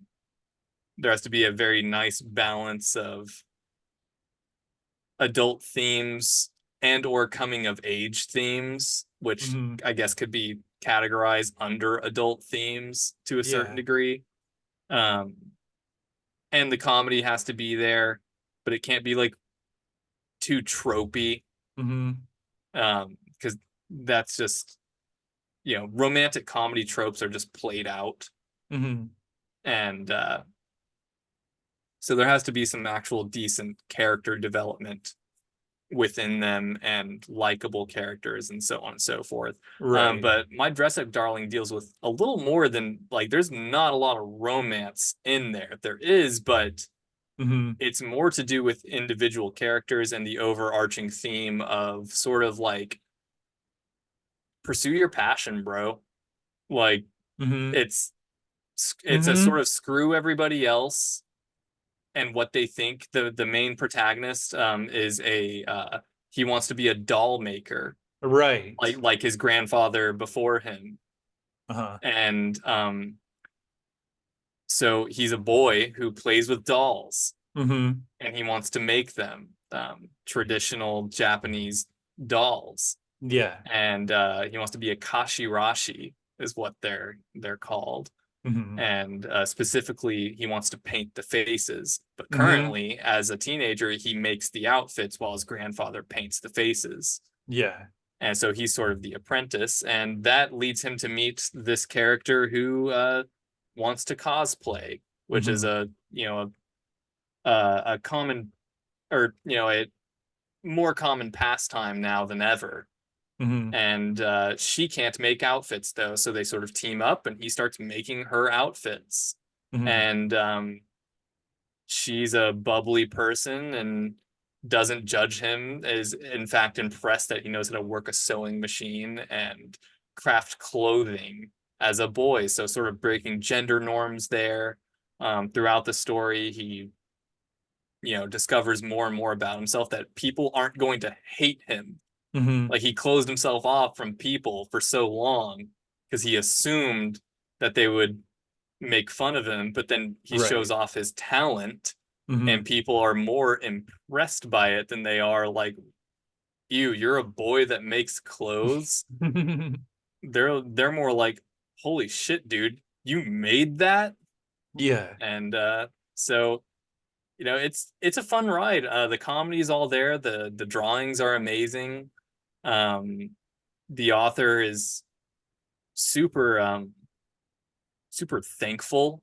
Like at the Mm-hmm. end, there are so many thanks uh towards like all of the research she's done, Oh yeah. where she Okay. like goes to cosplay shops, goes to cosplay events, stops Mm-hmm. and interviews cosplayers, interviews this person and that person. Like she's got like a solid like 2 full pages Mm-hmm. of thanks like listed, and that's cool. I love that.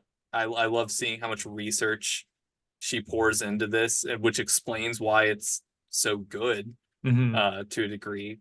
Um, notwithstanding her own charm as an author and Right. character creation. Um, yeah, it's a fun time. I love connecting with those characters. I every time it's about a 6 month delay between volumes. Mm-hmm. And like I said, I can burn through one of these in about 45 minutes.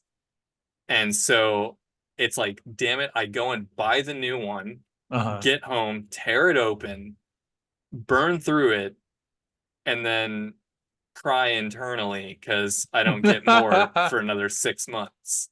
Unless, I want to be a weak person and go online and read it weekly, Right. and read not exactly what the author wrote either. Right. And the author's not getting Not getting paid. compensated. Yeah, So yeah, I respect the waiting. it's hard. It's hard. Yeah. I mean, it's the price I pay. I've got, like I said, I've got a backlog of stuff I want to read. Mm-hmm. But as far as currently reading, that's the closest I could probably say that I come to currently reading something. Right.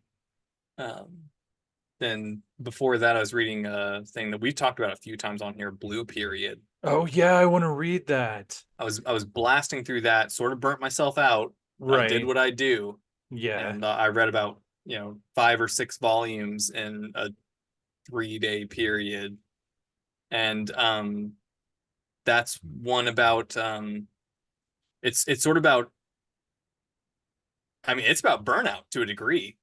Mm-hmm. There's a lot of burnout from the protagonist in that, Hmm. where he's the synopsis would be, delinquent boy gets good at painting and learns about himself because of it, Uh-huh. you know, and but he burns himself out quickly drawing, 3 to 4 drawings a day, Uh-huh. doing two Gosh, paintings a yeah. day For real. nonstop because he wants to get into college. Mm-hmm. His parents can't afford college.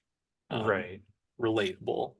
Um, and there's tons of themes in that one, tons Mm-hmm. of world, like real world analogies and relevant things, like a trans friend, Mm-hmm. um, and who appears to be the main heroine, Mm-hmm. which is Yeah, quite no. progressive. Yeah, like watching that anime on Netflix. Hmm. That's one of my thing. Like, have you passed the anime reading? Yes, just barely, just Okay. barely. Because I mean, one of my big questions every week when a new episode would drop on that is like, who is he going to bang?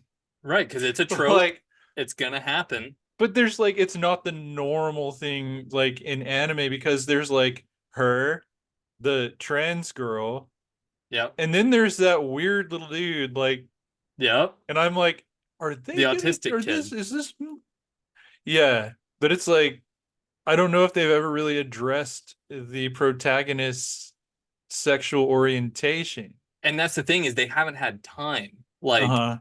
because the main guy, I always forget his name.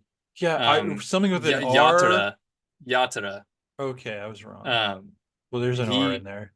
yeah, and he he is so laser focused, like blinders Hmm. on getting accepted into art school Right. He's all that he about his hasn't. work. I doubt he's even beat off the whole time that he's been prepping for Yeah, he's been too the final busy. exam. He's been too busy. And so like he hasn't had a moment to think about romance. Like I think he's blushed like one time, Hmm. talking to a girl. And Yeah. like he acknowledged one of the like the closest we've come is that one of the people that he was in, what do they call that, prep school, Mm. college prep school. Hmm. um One of the girls was super cute. Hmm. That was all we got out of them for like the Right. whole series. Was this particular girl was super cute. Hmm. um and that was the most we've seen about his interest level in romance. Yeah. Like, I don't know. I was hoping, or I was wondering very much if something was going to happen in the episode with the drawing nudes, like the hotel, the beach, like Yep. with the transgender girl.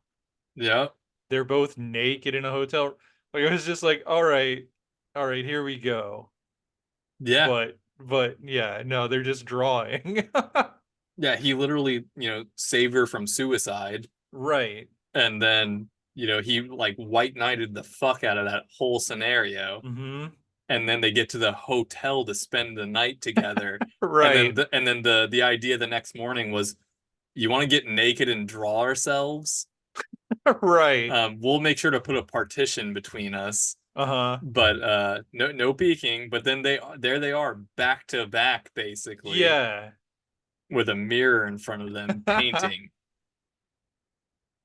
And Oh yeah, I want to read those so bad because I really love that Netflix series. I don't know if there's going to be a season two, which is, man, what got you into reading. yes, Like, where's yes, season two? God yeah, only knows. I'm trying to fund it. Yeah, You know, like right. that's honestly part of the reason why too, is like, oh man, if I'm one more person that's Mhm. buying the source material, maybe we will get season twos of things I Right. want. Right. And yeah, so I'm happy to do it. Now there are Hmm. stuff that's like, some of the best things that I've ever read manga wise. There's no official English translation. Like it was never Hmm. paid for by the publishing companies. Um, and so I've only had the opportunity. It's either learn Japanese or read a translation illegally. Right. Those the I think his name is, I know his last name is Seo, Hmm. SEO. I think his first name is like Yuji, and that could be a pen Uh-huh. name too. Right. Um, Right. but uh, the Seo verse, awesome stuff. Hmm. You started one and fell off because it was tough. I Yeah. forewarned you that it was tough because of the translation Right. and how old it was. Right. Well, I Because they fell got off a because life kept happening to me life at the kept time, and happening. I have to get back on because I was enjoying it. But Yeah. yeah, there were some funny translations that just, Yes. what? And because it would switch, like, because people just they do it for fun. Hmm. And sometimes they step on each other's toes. Like certain translation groups would Yeah. pick it up and take over Uh-huh. whenever they felt like the other person either wasn't doing a good enough job or was taking too long. Hmm. And they physically have to take the manga back then and would scan it and then would like word text type over the Japanese. And it comes out pretty bad sometimes. Like the pages Yeah. don't scan quite right, so the art is Hmm. obscured. And I'm just like, Right. can we please do English translations of this guy's stuff? It's some of the Hmm. most read stuff online. And Yeah. I'm just like, do y'all not see how much more money you could be making? Isn't that why Hmm. you're publishing it in the first place? Hmm. There's that soccer manga that I want to read so badly because Right. it's been 4 years now.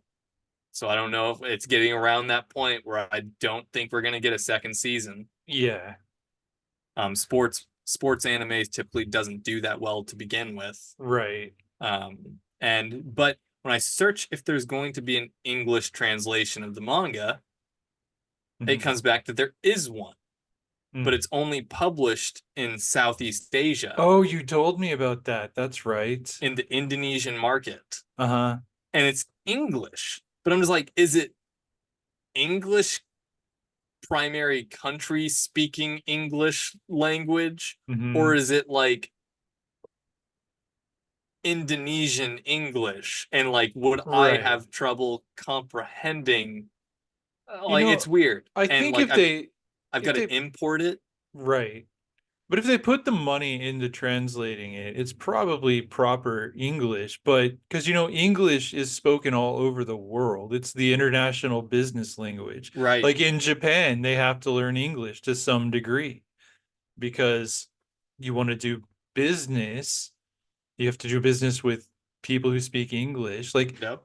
sometimes, even like if there's not a native English speaker in a business meeting in other countries, all the people from different countries will speak English to each other because it's a language they all know. It's really interesting. So it makes sense to me that they would do an English translation that wasn't released in countries that primarily speak English. It's But so strange. it's weird, but it's like It's so then anybody strange. could buy it theoretically. Yeah, no, but I have to go onto an like their publishing site, Hmm. and I can't read anything on it. Hmm. Like I have to find it, like I have to find a direct link to the volume Hmm.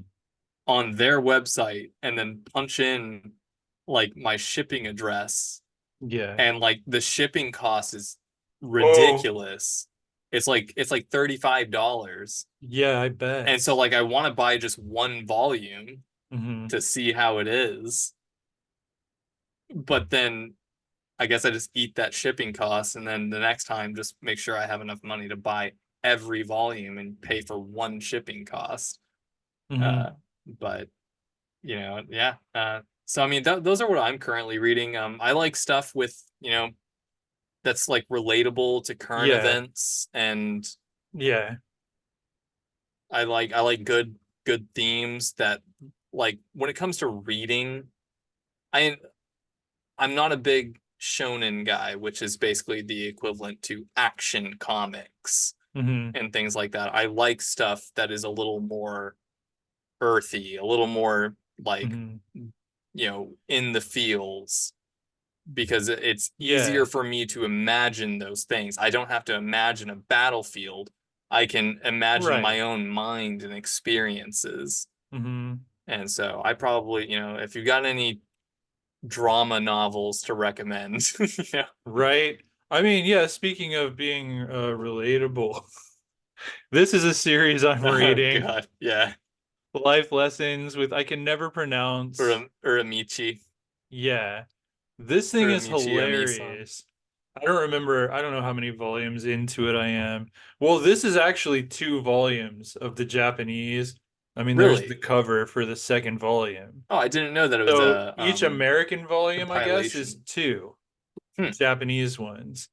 But it's hilarious. It's about, I mean, you know what it's about, but I will tell our listeners Yes, please. that it's about this dude who's a host. He's one of the people who works as a host on a children's TV show, like preschool age kids. And so he has to be all bright and chipper. He's acrobatic.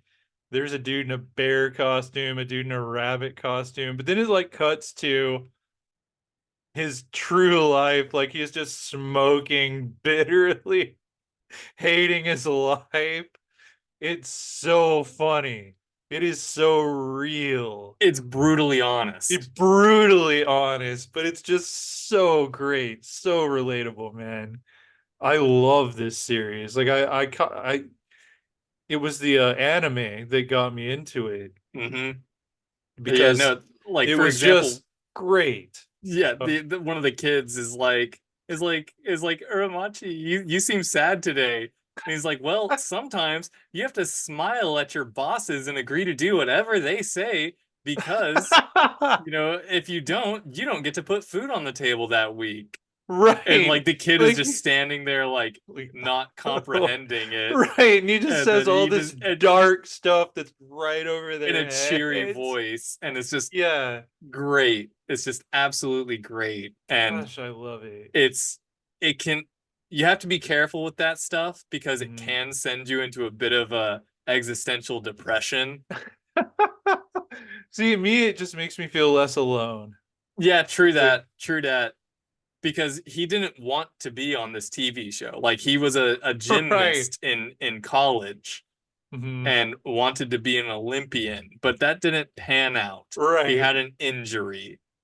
And but then eventually he got better, but his prime had passed. Right. And like And he's like in his 20s, I think, or yeah, like maybe late maybe 20s. barely 30, something Yeah, like that. he's like 29. Yeah. And but his prime has passed as a gymnast.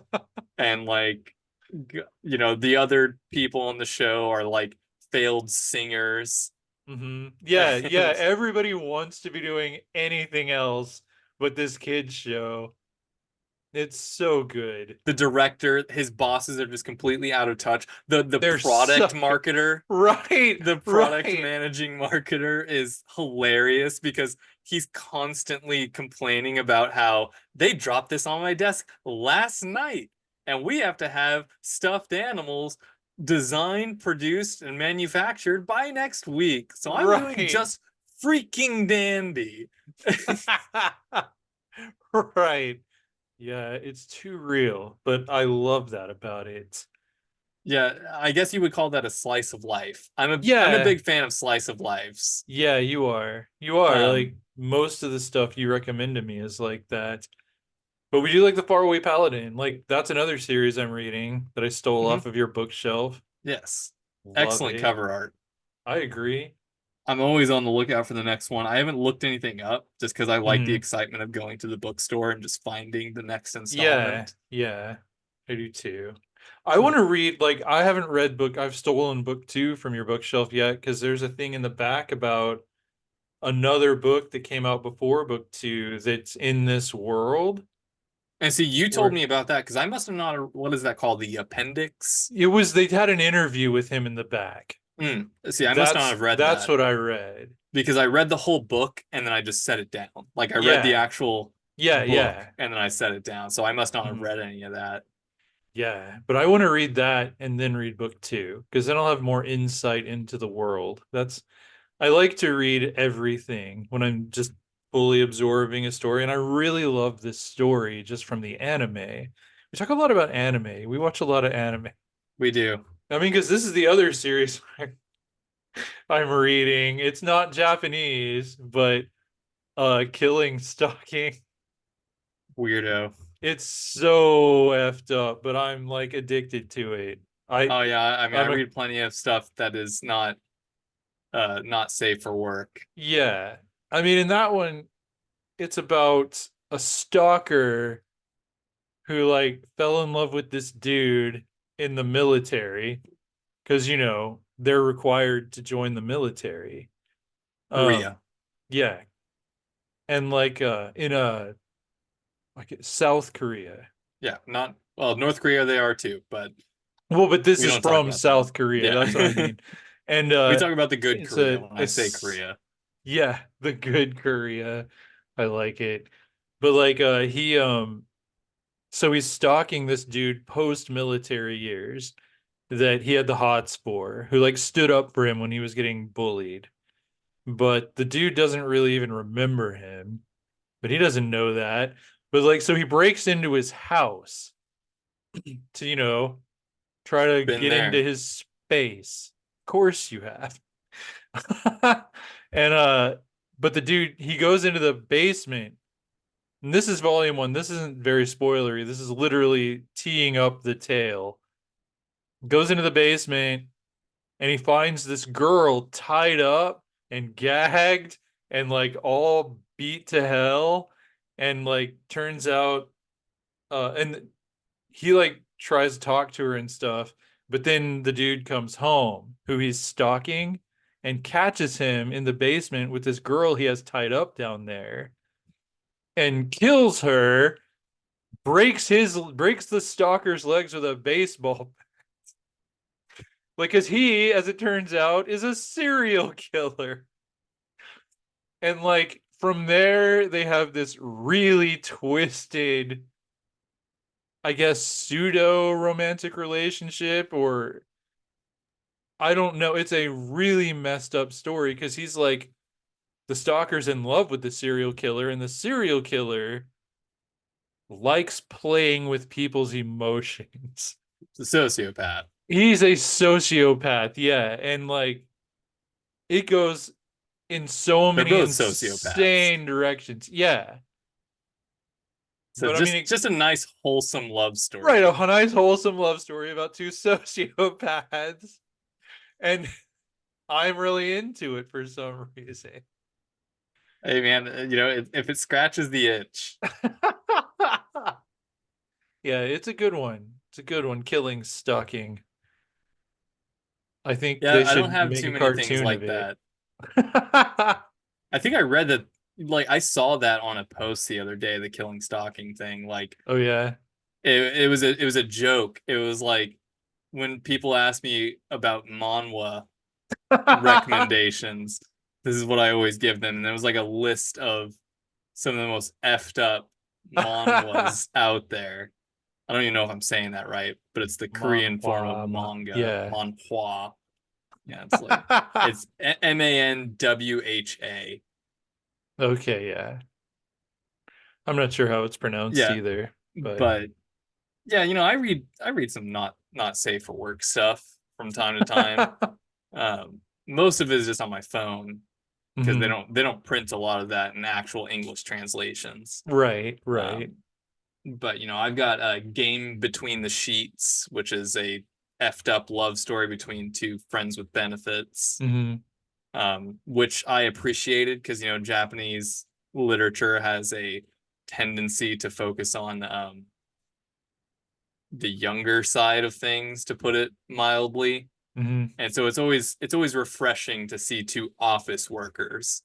Oh, I see what you mean. It's refreshing to see someone who isn't like in high school. Yes, I like a high school agree. story. I agree. Like don't get me wrong, even at almost 30 years old, I still vividly remember my high Oh school years yeah. and the mindset that I was in during those times. Mhm. And a lot of these things that are set in high school are much more adult Mhm. than the That high right. school age. Like, Yeah, it's true. My Teen Rom-Com Mhm. Oh, that was a good one. was a pessimist guide essentially towards self-improvement. Mhm.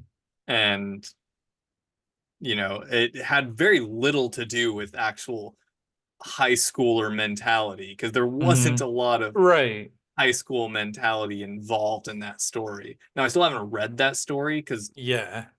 like I said a moment ago, I love going to a bookstore, but finding a the first novel in that series Mhm. is proving rather difficult, and I just haven't gotten around to getting on Amazon and just biting the bullet and Yeah. doing the Yeah. boring thing and ordering whatever I want to my doorstep. Yeah.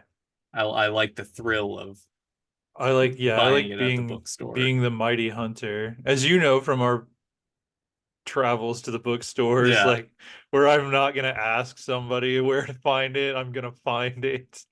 Then you See, it's go easy for ask me, someone. and they point me right to it. Yeah. Right. Or there was that one time where we were trying to find one of your Star Wars novels, and we're like, Yeah. we finally break down and go to the person because we're like, we know it's in the children's section. Yeah. And then like she's like clicking and clacking away at her computer there. And then I look down to the right and there it is. Right. We couldn't Like find it anywhere out that of it should have place. been. Like Yeah. completely out of place. I'm like, oh, you mean this one?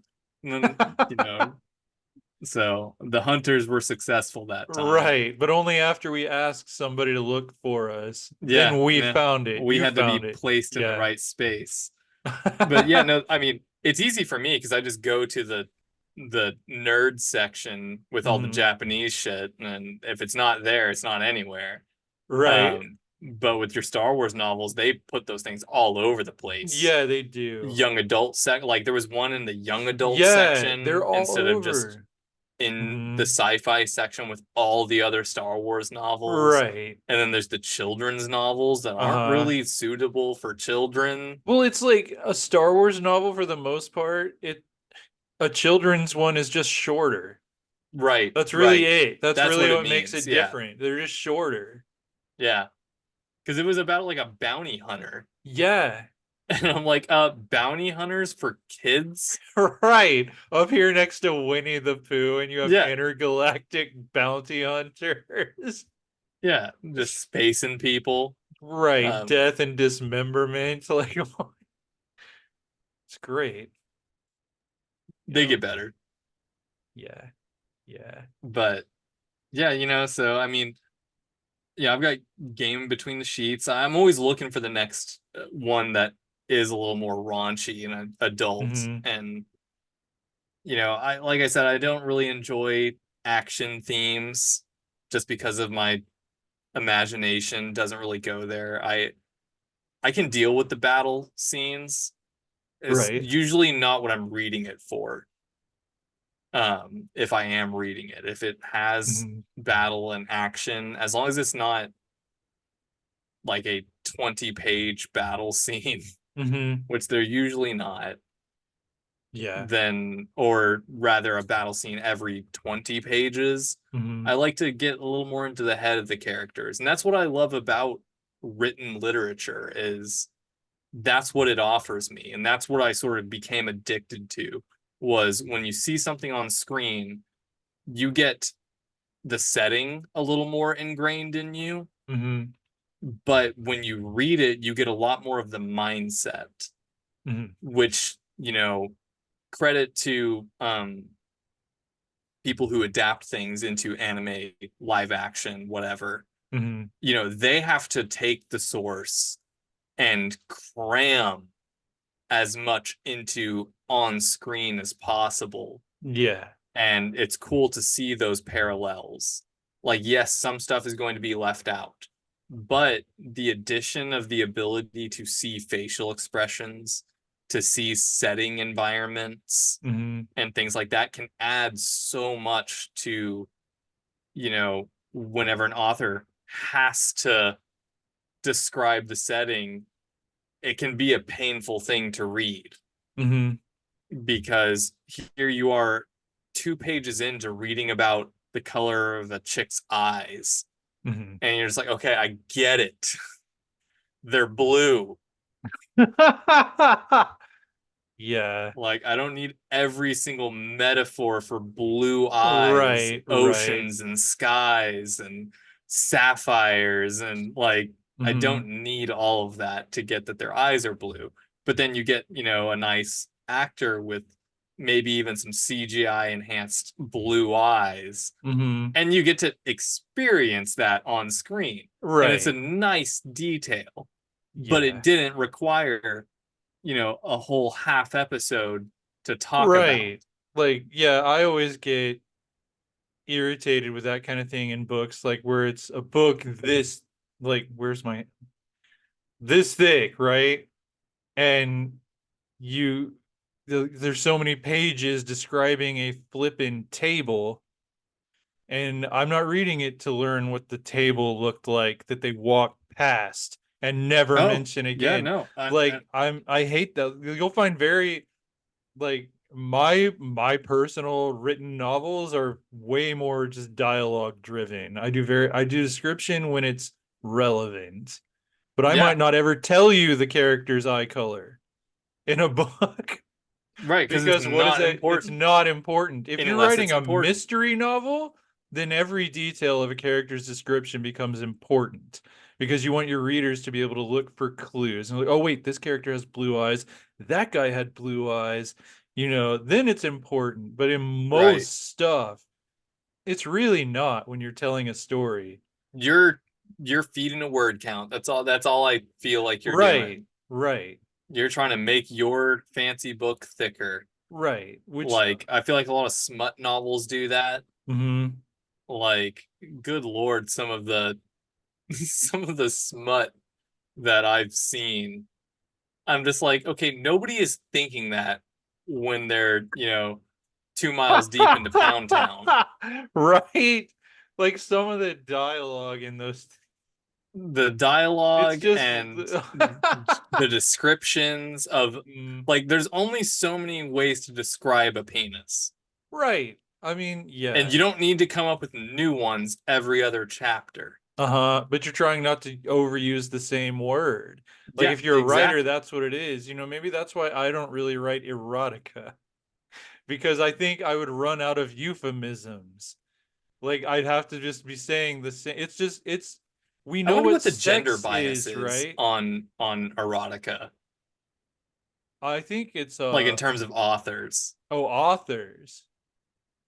Honestly, like I assume it's more women because more women read like romance novels, like but I don't know because there's a lot of pen names. Like some cases like a woman will take a name that sounds like a man if she's writing mystery or sci-fi. But a man would take a pen name that sounds like he's a woman if he's writing romance novels. I mean, that's Right. not, you don't have to, but a lot of them do. I think it's interesting. Like if a man is writing romance, he might be writing under a female pen name Yeah. just to be accepted more. And if a woman is writing sci-fi, just to be accepted, like she may take the first two initials of her name, first and middle initial, and then a last name, and just let everyone assume she's a man. So then they'll take her sci-fi seriously. It's a way to get around prejudice Yeah. in readers. Yeah. A quick Google search did not yield any results on that. But Right. it is something that I would wonder because Mm-hmm. most of I don't read smut, I don't Mm-hmm. read erotica, Right. Neither like do not I. I not mean, not unless it's just American. in another book. Like there Right. can be erotic scenes in a book that's Right. not Sword Art Online chapter primarily, 16.5. gosh, I gotta read that. It's brutal. I mean, I It's read the brutal. book that It's that fun. chapter is not in. No. Yeah. No. It's a good time. And it's written by the author. Hmm. Like it is not, a Right. fanfic or nothing.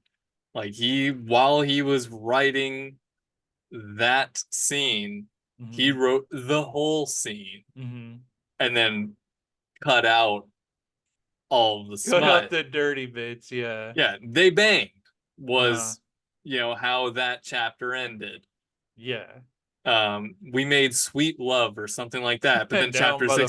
16.5 was the description nobody asked for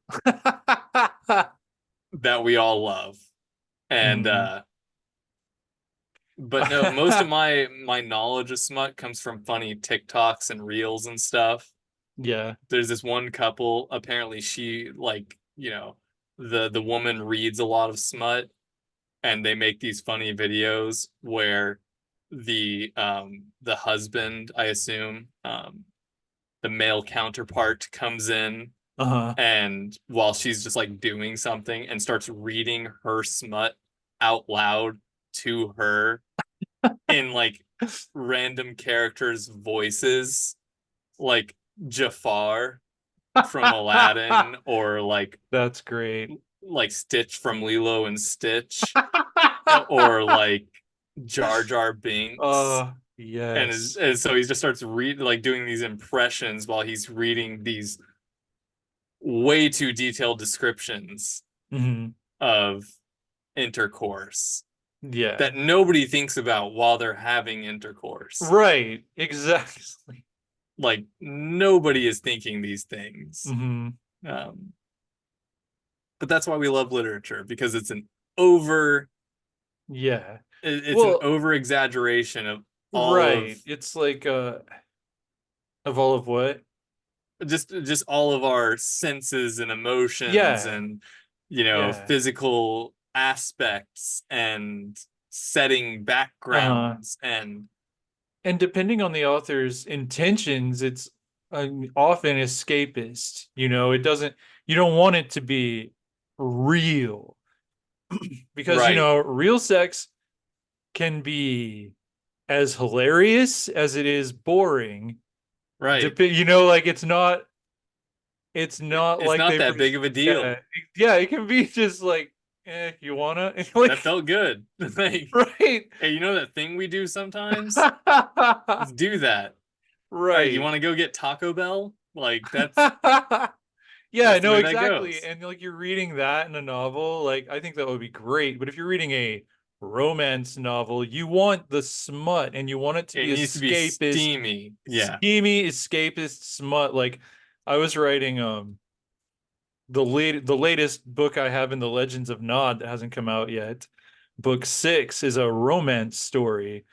And in there I put on Twitter, it's like something like the thing I think is the most entertaining about writing sex scenes, writing love scenes, or however I worded it, is pretending that things like lube and morning breath don't exist. Like you don't even have to consider lube. You don't have to think about morning breath because it's all just a fantasy. Dude, yeah. Because yeah, you're not gonna write about those. Right, exactly. That would just Like, take no, away from the they're not gonna be fantasy. like he kissed me and it tasted like day old Miller Lite and Marlboro Right, Reds. right. Like, Uh, yeah, no, that's awesome. yeah, I agree. I mean, that's I how should I read write. more smut just to Just for entertainment, just to get some just for entertainment. euphemisms in your head, get some nice. Yeah, What maybe else I'll can you call maybe a I'll wee start wee? writing it, you know. That would be How hard could it hilarious. be? Oh, now that's the question, isn't it? That could be the Yeah, that title is of the the book. question. How Yeah. hard could it be? An erotic novel.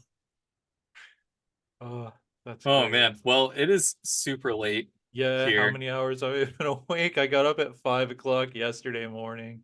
So you're looking at about 21 and a half at this point. Hells yeah. And I could be in a presidential debate. We cut that part out. But Yeah, no. Or no, I that's for another time. but I'm not 80. Yeah, it is. It is. Um, I mean, closing thoughts. You Mm-hmm. got any? Um, just that I love to read. I love that I have somebody to talk to about what I'm reading. I want to hear what the listeners are reading. Give me recommendations. Yeah, whatever it Because is. yeah, You I know, are love a book recommendation. I mean, are you doom scrolling and Right. are you reading the news? You know, Right. that's a Anything. tough read.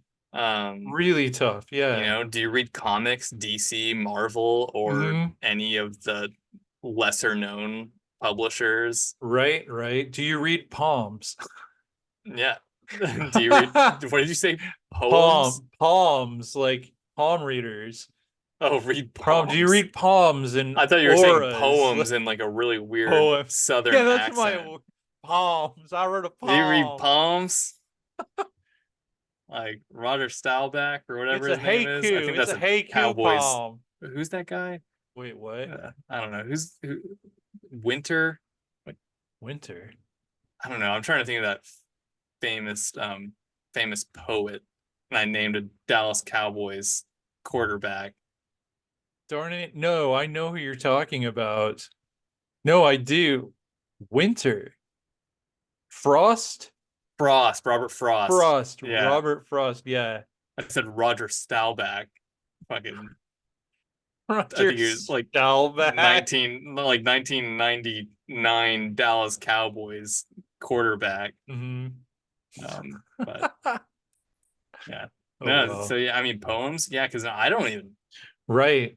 most of my writing has been poetic, Yeah. You but write poetry. I don't read any of it. Hmm. I've never once cracked open a poetry book. Yeah, I bought And one recently. I haven't. I've had By them Dakota thrust Went. upon me by, girls in middle school and high school. They're like, "Oh, you should Hmm. read these." And I'm just like, "Boring. These don't make any sense.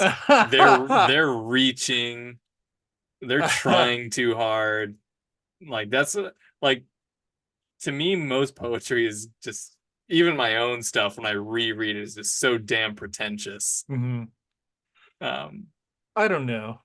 I mean, it's just painting with words. I think it's great. yeah, You're just painting's pretentious. trying to say things. You're All art trying is to say pretentious. things in a How dare you create overly something? flowery way, like using words you might not use in conversation. I think it's great. And it can be pretentious, absolutely, but so can writing prose. Like writing anything, doing anything can be pretentious. Yeah, but a lot of it, it's probably just my perspective. Right. Like, how dare you create something? Who do you think you are, God? But Right. yeah, no, I love the literary world now that I've dove into it. Hmm. Um, the I love the amount of description. It's sort of like I treat the written words sort of like my encyclopedia of the animated world that I Hmm. love to be a part of. And I love getting all the details and sometimes disappointed by the lack thereof. Like when an Hmm. anime is done so well to where it basically is word for word with the manga or the Hmm. novel that it's from, I'm like left there disappointed because I didn't get to see the behind the scenes Hmm. essentially. Right. Because when I watch a movie, I'm interested in the behind the scenes stuff, how the movie was made, the Hmm. interviews with the directors, and Same. stuff like that.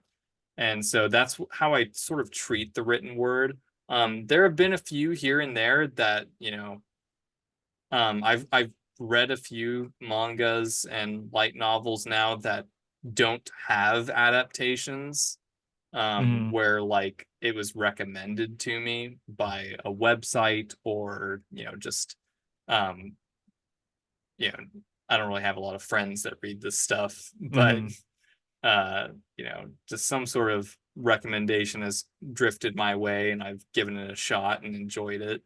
Hmm. Or authors, I'll if I find a work that an author has done that I've seen an anime from one of their works Hmm. and I've read the manga from that work and then I find out they did this or that, I'll go and check that out. And Hmm. yeah, it's a fun ride. um I'm at an Agreed. age where don't have a whole lot going on, and Right. so You'll be dead soon. yeah, I will, in terms of, relativity. Hmm. Um, Truth. but so I enjoy collecting it. It's fun to have physical stuff. I love having filled bookshelves. Oh yeah, me too. And so, I No, don't I think I'm love gonna having. stop. Yeah, me neither. I love having a good stash for a rainy day. Yeah, Like just books like an I haven't apocalypse. read. Yeah, yeah. Like, if the world I'm ever gonna ended, read I've got this a during the end backlog. of all things. Yeah. I've got as long as I can scrounge up some, canned dog food or something, and I have a charged flashlight, I've got some things to read. Hmm.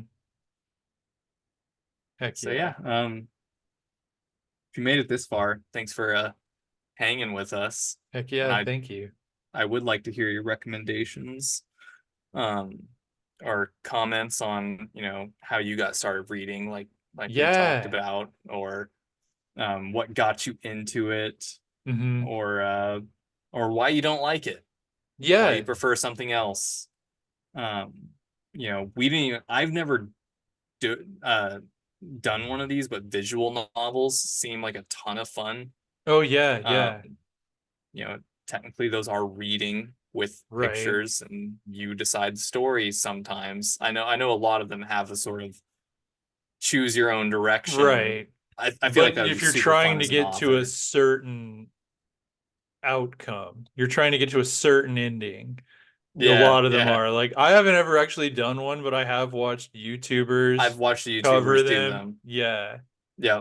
It's super fun because I mean several of Uh-huh. the animes that I've watched, I'm like, what's the source material? It's a visual novel. Mm-hmm. And like they chose to animate particular paths, and sometimes they go backwards, and you're Mm-hmm. wondering, did they go back in Right. time? Right. But But then it's no, just they doing the just other version the other of version. how the story could go Yep. in a visual novel. Yes, I mean, It's so great. that's super fun. I wouldn't mind checking those out. Mm-hmm. I'm not too familiar with the world of visual novels even. Right. Same. Um, what are we doing next time? I think we're Got it written doing down here. Star Wars and spirituality. Star Wars and Spirituality, led by our very own Glenn Clark. Right. Um, I hate the Star Wars. Just kidding. yeah, my most knowledgeable source on all things Star Wars. Um, he loves it all. None of it is bad. They can do no wrong. Disney was the best thing to ever happen to Star Wars. I don't know. Um, I'm a bit more nuanced than that, but yeah, definitely, I'm definitely not toxic in my fandoms. yeah. The worst thing about any fandom is the fans. Often, yeah, But yeah, so yeah, the next time's gonna be a good one. I'm gonna have to catch up on a lot of Star Wars probably yeah, before then. yeah. I'll give you some things I specifically want to discuss Yeah. I'm that'll wrapping be up one of part my of the latest convo. binges, so I've got some availability in my binge schedule. You're gonna need it. Okay. Yeah.